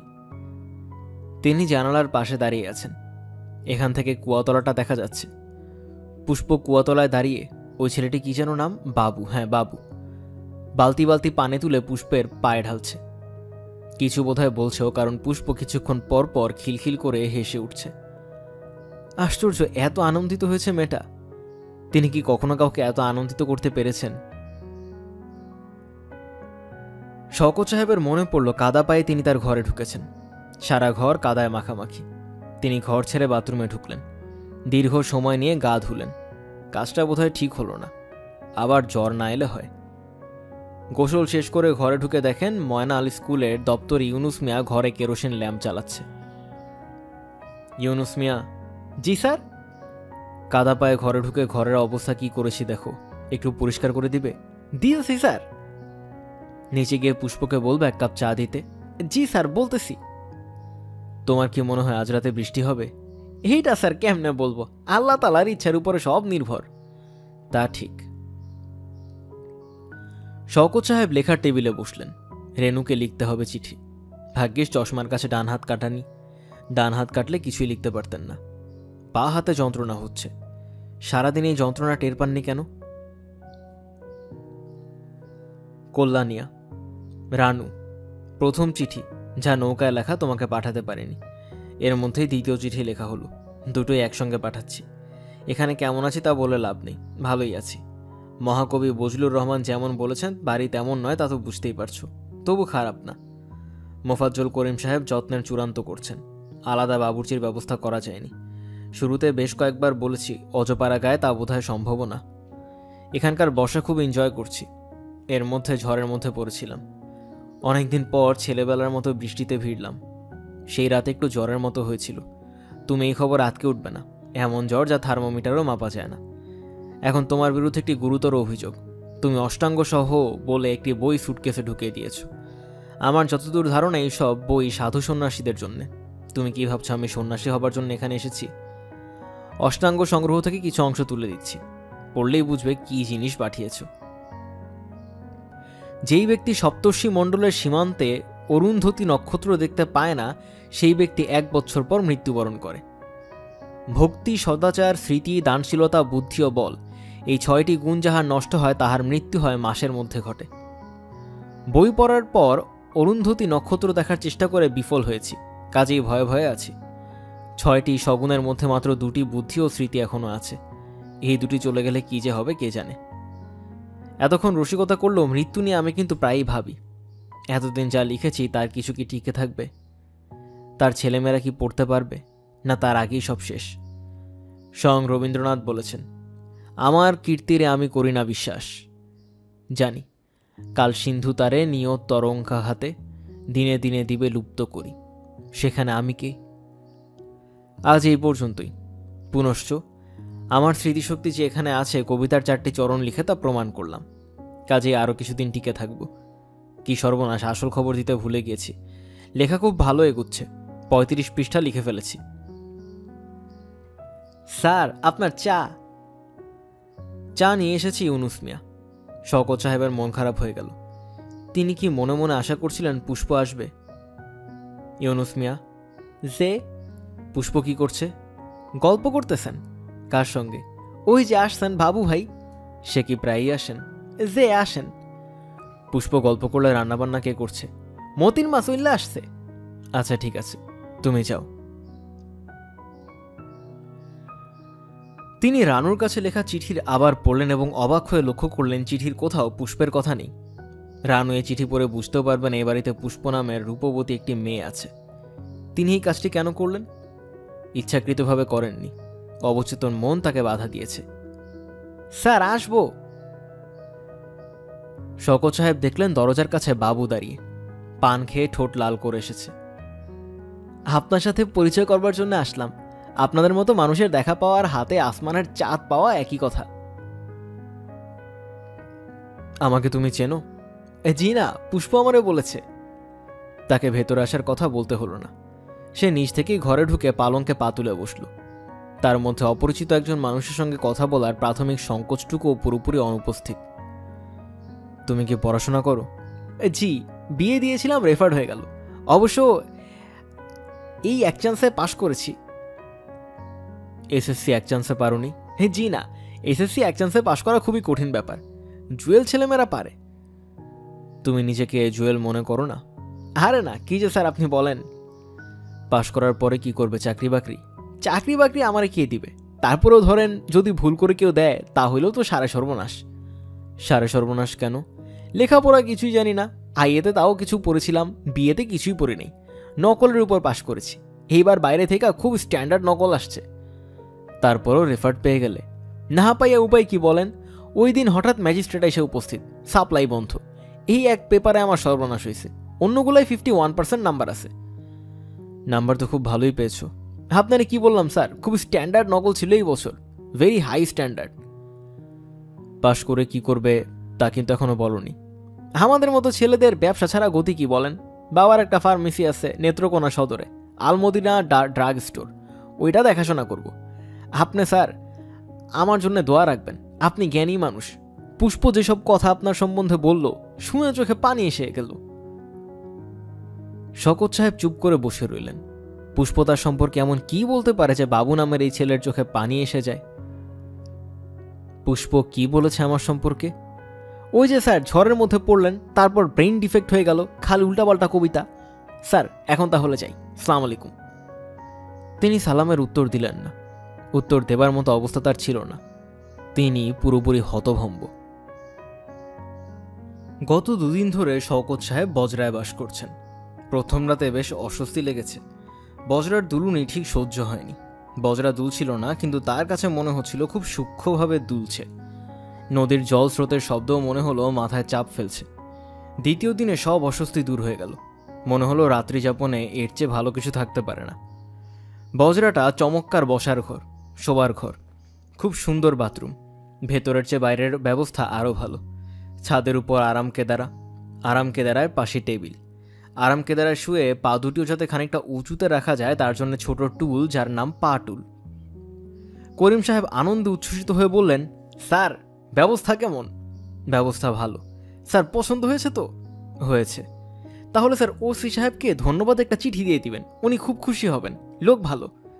আমি চিঠি দিয়ে দেব। উনি জিজ্ঞেস করছিলেন উনার বাসায় চায়ের দাওয়াত দিলে আপনি কবুল করবেন কিনা, উনার খুব শখ। হ্যাঁ যাব, চা খেয়ে আসবো। আরেকটা কথা স্যার, ময়নাতলা স্কুলে একদিন যাওয়া লাগে। ওইখানে কি ব্যাপার? কিছুই না, টিচারদের সাথে চা পানি খাবেন, ছাত্রদের দু একটা কথা বলবেন। সেটা কবে? এই সোমবারে। মহাপুরুষদের কথা শুধু শুনলেই হয় না, চোখে দেখতেও হয়, এতে পুণ্য যেমন হয় তেমনি। আমি যাব। আমাকে দেখলে যদি আপনার ছাত্রদের পুণ্য হয় তাহলে হোক কিছুটা পুণ্য। ওসি সাহেবের বাসায় চায়ের দাওয়াত রাতের খাবারে রূপান্তরিত হলো। পোলাও কোরমার সমারোহ, প্রকাণ্ড কাতল মাছের মাথা বিশাল একটা থালায় সাজিয়ে শওকত সাহেবের সামনে ধরা হলো। ওসি সাহেব হাত কচলাতে কচলাতে বললেন, স্যার আপনার জন্য মাছটা মোহনগঞ্জ থেকে আনা হয়েছে। মাছের মাথা তো আমি খাই না, কখনো না। না খেলেও এর উপর হাতটা রেখে একটু তাকিয়ে থাকুন। কেন? ছবি তুলব স্যার। তিনি তাই করলেন। 3 দিক থেকে 3বার ছবি তোলা হলো। শুধু মাছের মাথার সঙ্গে ছবি না, ওসি সাহেবের সঙ্গে ছবি, তার স্ত্রীর সঙ্গে ছবি, ওসি সাহেবের ছেলের সঙ্গে ছবি এবং শেষ পর্যায়ে ওসি সাহেবের শালাকে পাশে নিয়ে ছবি। ছবি তোলার পূর্ব শেষ হওয়ার পর ওসি সাহেবের স্ত্রী একটা দীর্ঘ কবিতা পড়লেন। তাকে উদ্দেশ্য করেই নাকি কবিতাটি লেখা হয়েছে, যদিও শওকত সাহেব সেই দীর্ঘ কবিতায় তার অংশেও কিছু আছে কি কিছুই বুঝল না। মোফাজ্জল করিম সাহেব উচ্ছ্বসিত হয়ে বললেন, অসাধারণ অসাধারণ। কবিতাটি বড় ফ্রেমে বাঁধানো, চারদিকে লতা ফুল পাতা আঁকা। নিমন্ত্রণ রক্ষা করার জন্য পুষ্পও গিয়েছিল। ফেরার পথে সে শওকত সাহেবের পাশে পাশে হাঁটতে লাগলো। পুষ্পের সঙ্গে এখন প্রায় দেখাই হচ্ছে না। করিম সাহেব খবর দিয়েছেন পড়াশোনা নিয়ে খুব ব্যস্ত হয়ে পড়ছে। সারাক্ষণ পরে আর বাকি সময়টা বাবুর সাথে দুষ্টামি ফাজলামি করে। শওকত সাহেবের ধারণাটা তা নয়, মেয়েটি যে কোনো কারণেই হোক তাকে এড়িয়ে চলছে। তিনি এমন কিছু কি করেছেন যাতে তাকে এড়িয়ে চলা উচিত? তিনি মনে করতে পারলেন না। এখন অবশ্য বেশ সহজভাবেই তার পাশে পাশে হাঁটছে। বাবু সঙ্গে নেই। বাবু থাকলে সে নিশ্চয়ই বাবুর সঙ্গে আগে আগে হাঁটত এবং খানিকক্ষণ পরপর খিলখিল করে হাসত। বাবু নামের ছেলেটির সঙ্গে এই মেয়েটির এত ঘনিষ্ঠতা কি করে হয় তা তিনি ভেবে পাচ্ছেন না। এই ছেলের আশেপাশে কিছুক্ষণ থাকলেই তো রাগে গা জ্বলে যাবার কথা। এক দুপুরবেলা ওই ছেলে তার ঘরে উপস্থিত, হাতে একটা দড়ি। স্যার কি ঘুমোচ্ছেন নাকি? না। দড়ির একটা ম্যাজিক দেখবেন? না, ম্যাজিক দেখতে ইচ্ছে করছে না। খুব ইন্টারেস্টিং ম্যাজিক স্যার। দড়িটা কেটে 3 টুকরা করব, তারপর জোড়া লাগাই দেব। তিনি হাল ছেড়ে তাকিয়ে রইলেন। এই ছেলে তাকে ম্যাজিক না দেখিয়ে যাবে না। নেন স্যার, দড়িটা মেপে দেখেন। মাপতে হবে না, তুমি যা দেখাবে দেখাও। ওহো, মাপেন, শেষে বলবেন অন্য দড়ি। তাকে দড়ি মাপতে হলো। বাবু বলল, এখন বিসমিল্লাহ বলে দড়ি কাটেন। কাটাকাটি যা করার তুমিই করো। আপনাকে কাটতে হবে। তিনি দড়ি কেটে 3 টুকরা করলেন। বাবু রুমাল দিয়ে কাটা টুকরাগুলি ঢেকে দিল এবং এক সময় আস্ত দড়ি বের করে আনলো। কেমন স্যার, আশ্চর্য না? হ্যাঁ, আশ্চর্য। আসেন আপনাকে শিখাই দিই কি করে করা লাগে। আমি শিখতে চাচ্ছি না। শিখে রাখেন, অন্যদের দেখাবেন। যে দেখবে সেই মজা পাবে। তাকে দড়ি কাটার ম্যাজিক শিখতে হলো। এমন ছেলের সঙ্গ লাভের জন্য পুষ্প এত ব্যাকুল হবে কেন? পুষ্পকে কি তিনি এই কথাটা জিজ্ঞেস করবেন? পুষ্প তার পাশাপাশি হাঁটছে। করিম সাহেব ওসি সাহেবের সঙ্গে গল্প করতে করতে এগুচ্ছেন। তারা অনেক সামনে, ইচ্ছে করলেই জিজ্ঞেস করা যায়। ইচ্ছে করছে আবার করছেও না। আজকের নিমন্ত্রণটা আপনার কেমন লাগলো? ভালো। আমি সারাক্ষণ আপনাকে লক্ষ্য করছিলাম। আপনি অসম্ভব বিরক্ত হচ্ছিলেন, অথচ হাসি মুখে বসেছিলেন। আপনি তো অভিনয় খুব ভালো জানেন। ঠিকই ধরেছ। এরকম কষ্ট কি আপনাকে প্রায়ই করতে হয়? হ্যাঁ হয়। ওরা কিন্তু যা করেছে আপনাকে ভালোবেসেই করেছে, তাও জানি। আপনি কি আমার উপর রাগ করে আছেন? না, রাগ করে থাকবো কেন? রাগ করে থাকার মতো তুমি কি কিছু করেছো? হ্যাঁ করেছি। কি করেছো? আপনার কাছ থেকে দূরে দূরে থাকছি। তুমি দূরে দূরে থাকলে আমি রাগ করব এমন অদ্ভুত ধারণা তোমার কেন হলো বলো তো? আমি একা থাকতেই পছন্দ করি আসলে। তোমাদের বাড়ি ছেড়ে বজরা এসে উঠলাম কি জন্যে? যাতে একা থাকা যায়। বজরার মাঝি দুজনেও বিদায় করে দিয়েছি। রাতে অবশ্য খানিকটা ভয় ভয় লাগে। আপনার লেখা কেমন হচ্ছে? ভালো হচ্ছে, খুব ভালো। এখানে বসে লেখার একটা প্রভাবও লক্ষ্য করছি। লেখার ধরন একটু মনে হয় পাল্টেছে। প্রকৃতির কথা স্বতঃস্ফূর্তভাবে চলে আসছে। সারাক্ষণ আপনার মাথায় লেখা ঘুরে, তাই না? লেখা ছাড়া আপনি আর কিছু ভাবতে পারেন না? কবিতা শুনতে চাও? কবিতা? হ্যাঁ, কবিতা। আমি আবৃত্তি ভালো করতে পারি না। আমার উচ্চারণও খারাপ। র, র এগুলোর মধ্যে গন্ডগোল করে ফেলি। দ এবং ধতেও সমস্যা আছে। তবে প্রচুর কবিতা আমার মুখস্থ। রেণুর সঙ্গে বাজি রেখে একবার সারা রাত আমি কবিতা মুখস্থ বলে গেছি। বলো কোন কবিতা শুনবে? যা বলবো তাই মুখস্থ বলতে পারবেন? পারবো। আচ্ছা, আষাঢ় মাস নিয়ে একটা বলুন। খুব সহজ বিষয় ধরলে। বর্ষা হচ্ছে রবীন্দ্রনাথের ঋতু। বর্ষা নিয়ে তার অসংখ্য কবিতা আছে। তিনি নিচু গলায় শুরু করলেন। আষাঢ় হচ্ছে শেষ, মিশায় মল্লার দেশ।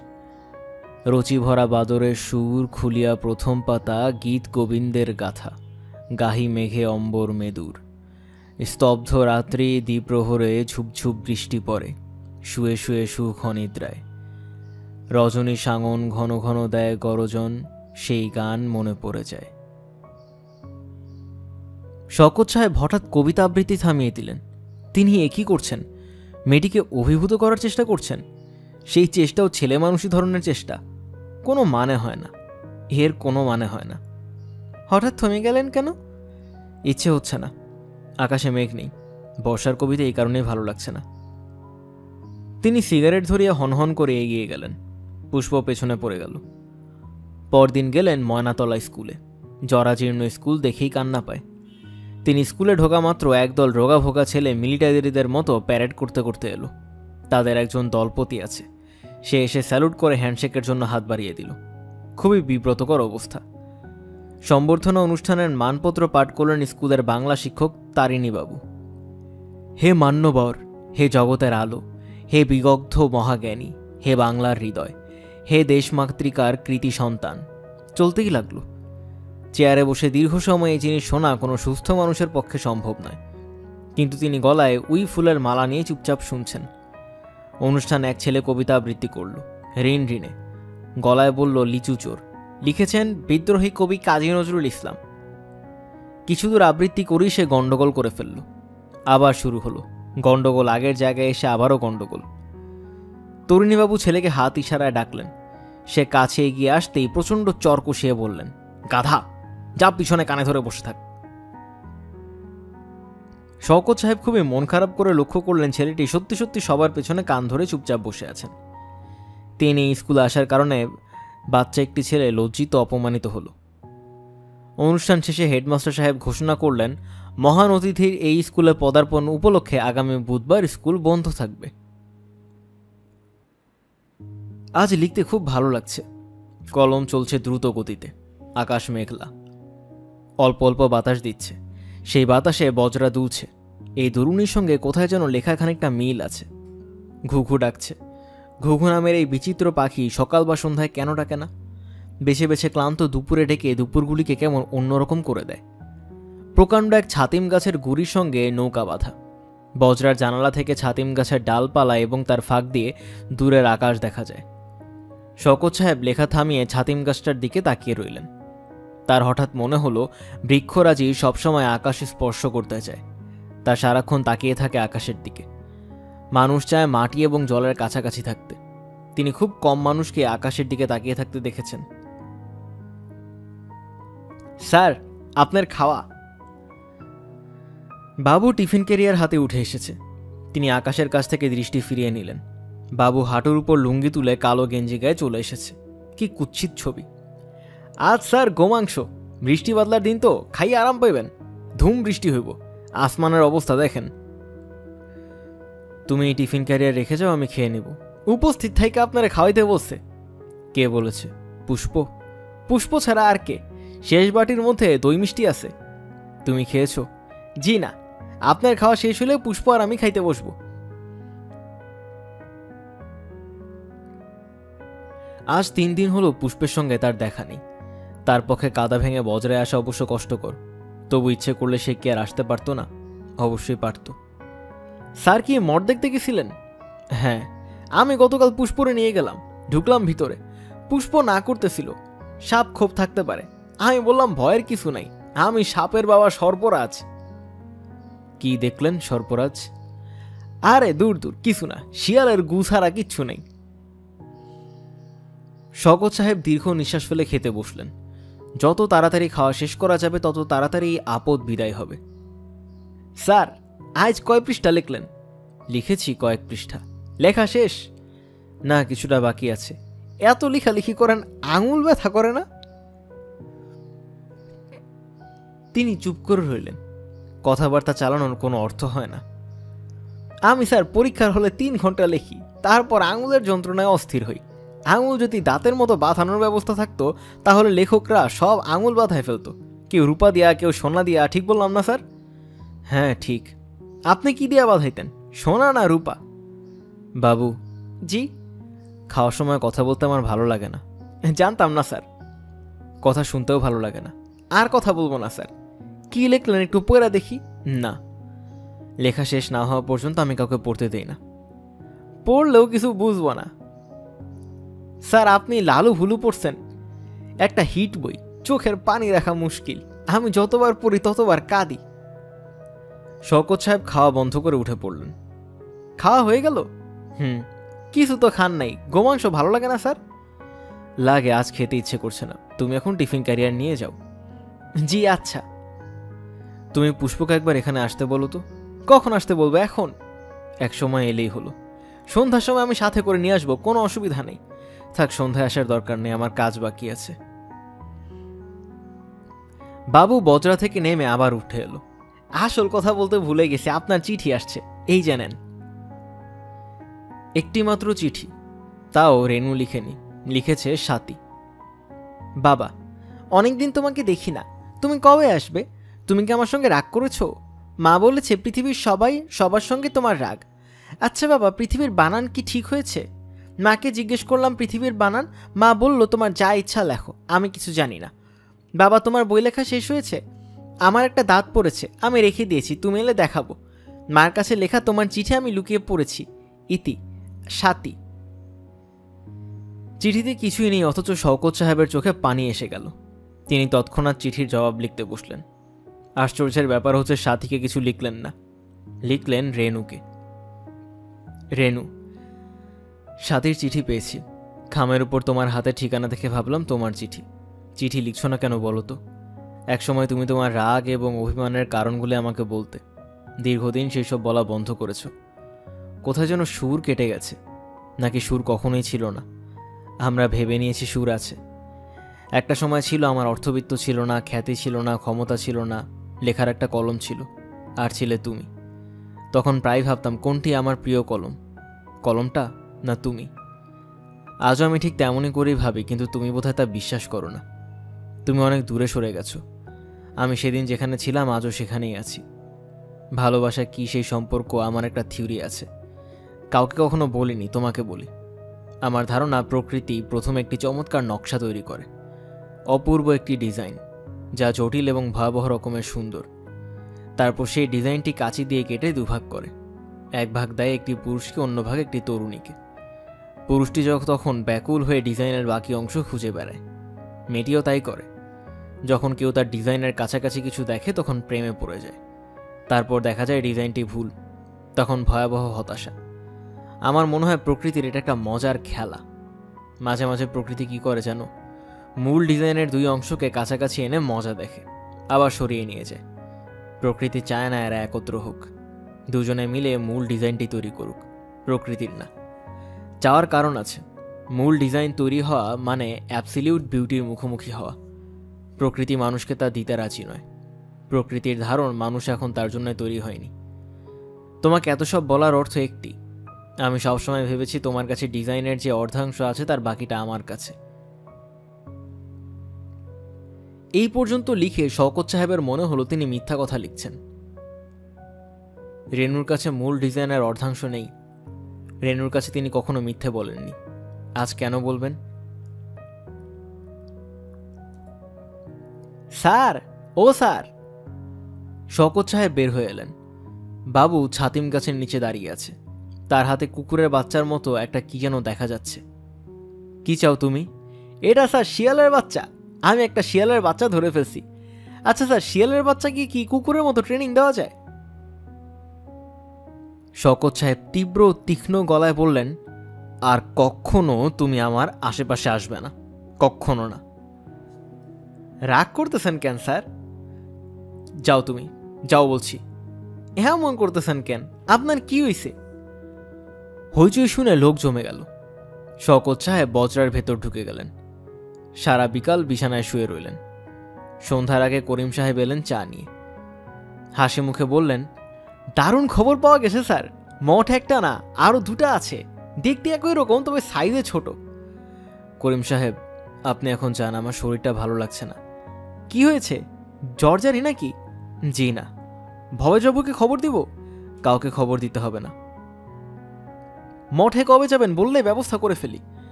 করিম সাহেব, আমি চুপচাপ খানিক্ষণ শুয়ে থাকবো। চা খাবেন না? না, আমি রাতেও কিছু খাবো না, খাবার পাঠাবেন না। করিম সাহেব চিন্তিত মুখে ফিরে গেলেন। সন্ধ্যা মিলিয়ে গেল। বজরার মাঝি এলো বাতি জ্বালাতে।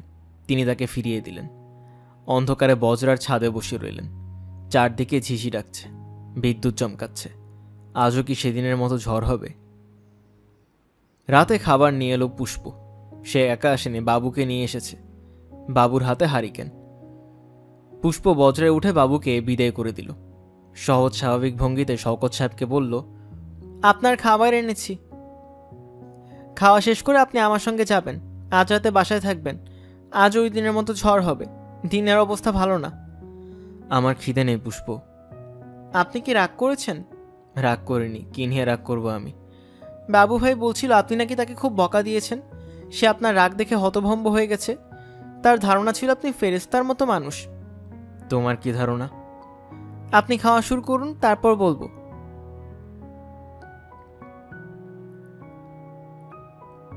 খাওয়া শুরু করেছি। এখন বলো, আমার সম্পর্কে তোমার কি ধারণা? আজ বলবো না। আপনি যেদিন চলে যাবেন সেদিন বলবো। তাছাড়া আমার মনে হয় আপনাকে বলার দরকার নেই। আমার মনে কি আছে তা আপনি ভালোই জানেন। পুষ্প এত নিশ্চিন্ত হয়ে কথাগুলি বলল যে তিনি চমকে উঠলেন। সেই চমক পুষ্পের চোখ এড়ালো না। বাবু ছেলেটিকে কি তোমার খুব পছন্দ? হ্যাঁ, পছন্দ। কতটুকু পছন্দ? আপনি যতটুকু ভাবছেন তার চেয়ে অনেক কম। কেন পছন্দ বলো তো? ওর মধ্যে কোনো ভান নেই, লুকোছাপা নেই। যা তার মনে আসে সে তাই বলে। যা তার ভালো লাগে করে। আমরা কেউ তা পারি না। আপনার যা ইচ্ছা করে আপনি কি তা করতে পারবেন? কেন পারবো না? পারবেন না। আপনার সেই সাহস নেই, সেই ক্ষমতা নেই। এই যে আমি আপনার এত কাছে বসে আছি, আপনার যদি ইচ্ছেও করে আপনি আমার হাত ধরতে পারবেন না। পুষ্প, জি? আমি তোমাকে একটা প্রশ্ন জিজ্ঞেস করি, তুমি সত্যিই জবাব দেবে? আমি কখনো কোনোদিনও আপনার সঙ্গে মিথ্যা কথা বলবো না। আমি প্রতিজ্ঞা করেছি। কখন প্রতিজ্ঞা করলে? যেদিন আপনাকে প্রথম দেখলাম সেই দিন, যেদিন পা ছুঁয়ে সালাম করলাম। ভালোবাসা সম্পর্কে আমার একটা থিওরি আছে, তুমি কি শুনতে চাও? না, আমি কিছুই শুনতে চাই না। আপনি কি প্রশ্ন করতে চাইছিলেন করুন। আমার সবসময় মনে হয়েছে বাবু ছেলেটিকে তুমি খবর দিয়ে এনেছো। তুমি আমার সঙ্গে এক ধরনের খেলা খেলতে চেয়েছো। তার জন্য বাবুকে তোমার প্রয়োজন ছিল। আমার কথা কি ঠিক? হ্যাঁ, ঠিক। আপনি আমাকে অবহেলা করছিলেন, আমার সহ্য হচ্ছিল না। আপনি জানতে চেয়েছেন তাই বললাম। জানতে না চাইলে কোনোদিনও বলতাম না। বৃষ্টি পড়তে শুরু করেছে। করিম সাহেব ছাতা হাতে মেয়েকে নিতে এসেছেন। তিনি শওকত সাহেবকে বললেন, স্যার আপনিও চলুন, বৃষ্টির মধ্যে একা একা থাকবেন। আপনারা যান, আমার অসুবিধা হবে না। আমার একা থাকতে ইচ্ছে করছে। রাত 9টার দিকে বৃষ্টি নামল। তুমুল বর্ষণ। শওকত সাহেব বজরার ছাদে আরাম কেদারা এসে গা এলিয়ে দিলেন। তার বৃষ্টিতে ভিজতে ইচ্ছা করছে, তীব্র ইচ্ছা। মানুষ তার জীবনের অধিকাংশ স্বাদই পূর্ণ করতে পারে না, কিছু ছোট ছোট স্বাদ পূর্ণ করতে পারে। বর্ষণ চলল সারা রাত। কখনো একটু কমে আসে, কখনো বাড়ে। বাতাসে বজরা দুলতে থাকে। তার বড় ভালো লাগে। শেষ রাতের দিকে জ্বরের ঘোরে তিনি আচ্ছন্ন হয়ে পড়লেন। তার মনে হলো রেনু যেন এসে দাঁড়িয়েছে তার পাশে। রেনু অবাক হয়ে বলছে, কি হয়েছে তোমার? তুমি বৃষ্টিতে ভিজছো কেন? তিনি হাসি মুখে বললেন, বৃষ্টিতে ভিজলেও আমার কিছু হবে না রেনু। আমি হচ্ছি ওয়াটারপ্রুফ। যখন ক্লাস 10-এ পড়ি তখন WP টাইটেল পেয়েছিলাম, তোমার মনে নেই? তুমি কি কোনো কারণে আমার উপর রাগ করেছো? না, কারো উপর আমার কোনো রাগ নেই, তোমার উপর একেবারেই নেই। কেন নেই বলো তো? আমাদের ছোট মেয়েটি অসুস্থ হয়ে হাসপাতালে গেল, সেই সময়ের কথা কি তোমার মনে নেই রে? বেচারি দিনের পর দিন অসহ্য যন্ত্রণায় কি কষ্ট করলো। আমি তাকে একদিনও দেখতে চাইনি, কারণ ও রোগ যন্ত্রণা দেখা এবং দেখে সহ্য করার ক্ষমতা আমার ছিল না। ও তোমার কোলে মাথা রেখে ছটফট করছে, আমি ঘরে বসে লিখছি। ও মারা যাবার সময়ও বারবার বলছিল, বাবা কোথায় বাবা? থাক ওসব কথা। না না, থাকবে কেন, তুমি শোনো। মেয়ে মারা যাবার পরও তুমি কিন্তু আমার উপর রাগ করোনি। তুমি আমাকে সান্ত্বনা দেওয়ার জন্য ছুটে এসেছিলে। সেই তোমার উপর আমি কি করে রাগ করি? বৃষ্টির তোর বাড়ছে, বজরা খুব দুলছে। শওকত সাহেবের মনে হলো তিনি রেণুকে আর দেখতে পাচ্ছেন না। নদীর তীরে পুষ্পকে দেখতে পাচ্ছেন। পুষ্প ব্যাকুল হয়ে বলছে, আপনি খুব ভালো করে আমাকে দেখে বলুন তো, আপনি যে ডিজাইনের অর্ধেক অংশের কথা বলছিলেন সেই অর্ধেক কি আমার কাছে? দুটি ডিজাইন একটু মিলিয়ে দেখবেন। তাড়াতাড়ি করতে হবে, আমাদের হাতে বেশি সময় নেই। কাছেই কোথাও বজ্রপাত হলো। বজ্রপাতের শব্দে সাধারণত পাখিরা চেঁচামেচি করে না, এইবার কেন জানি খুব চেঁচামেচি করছে।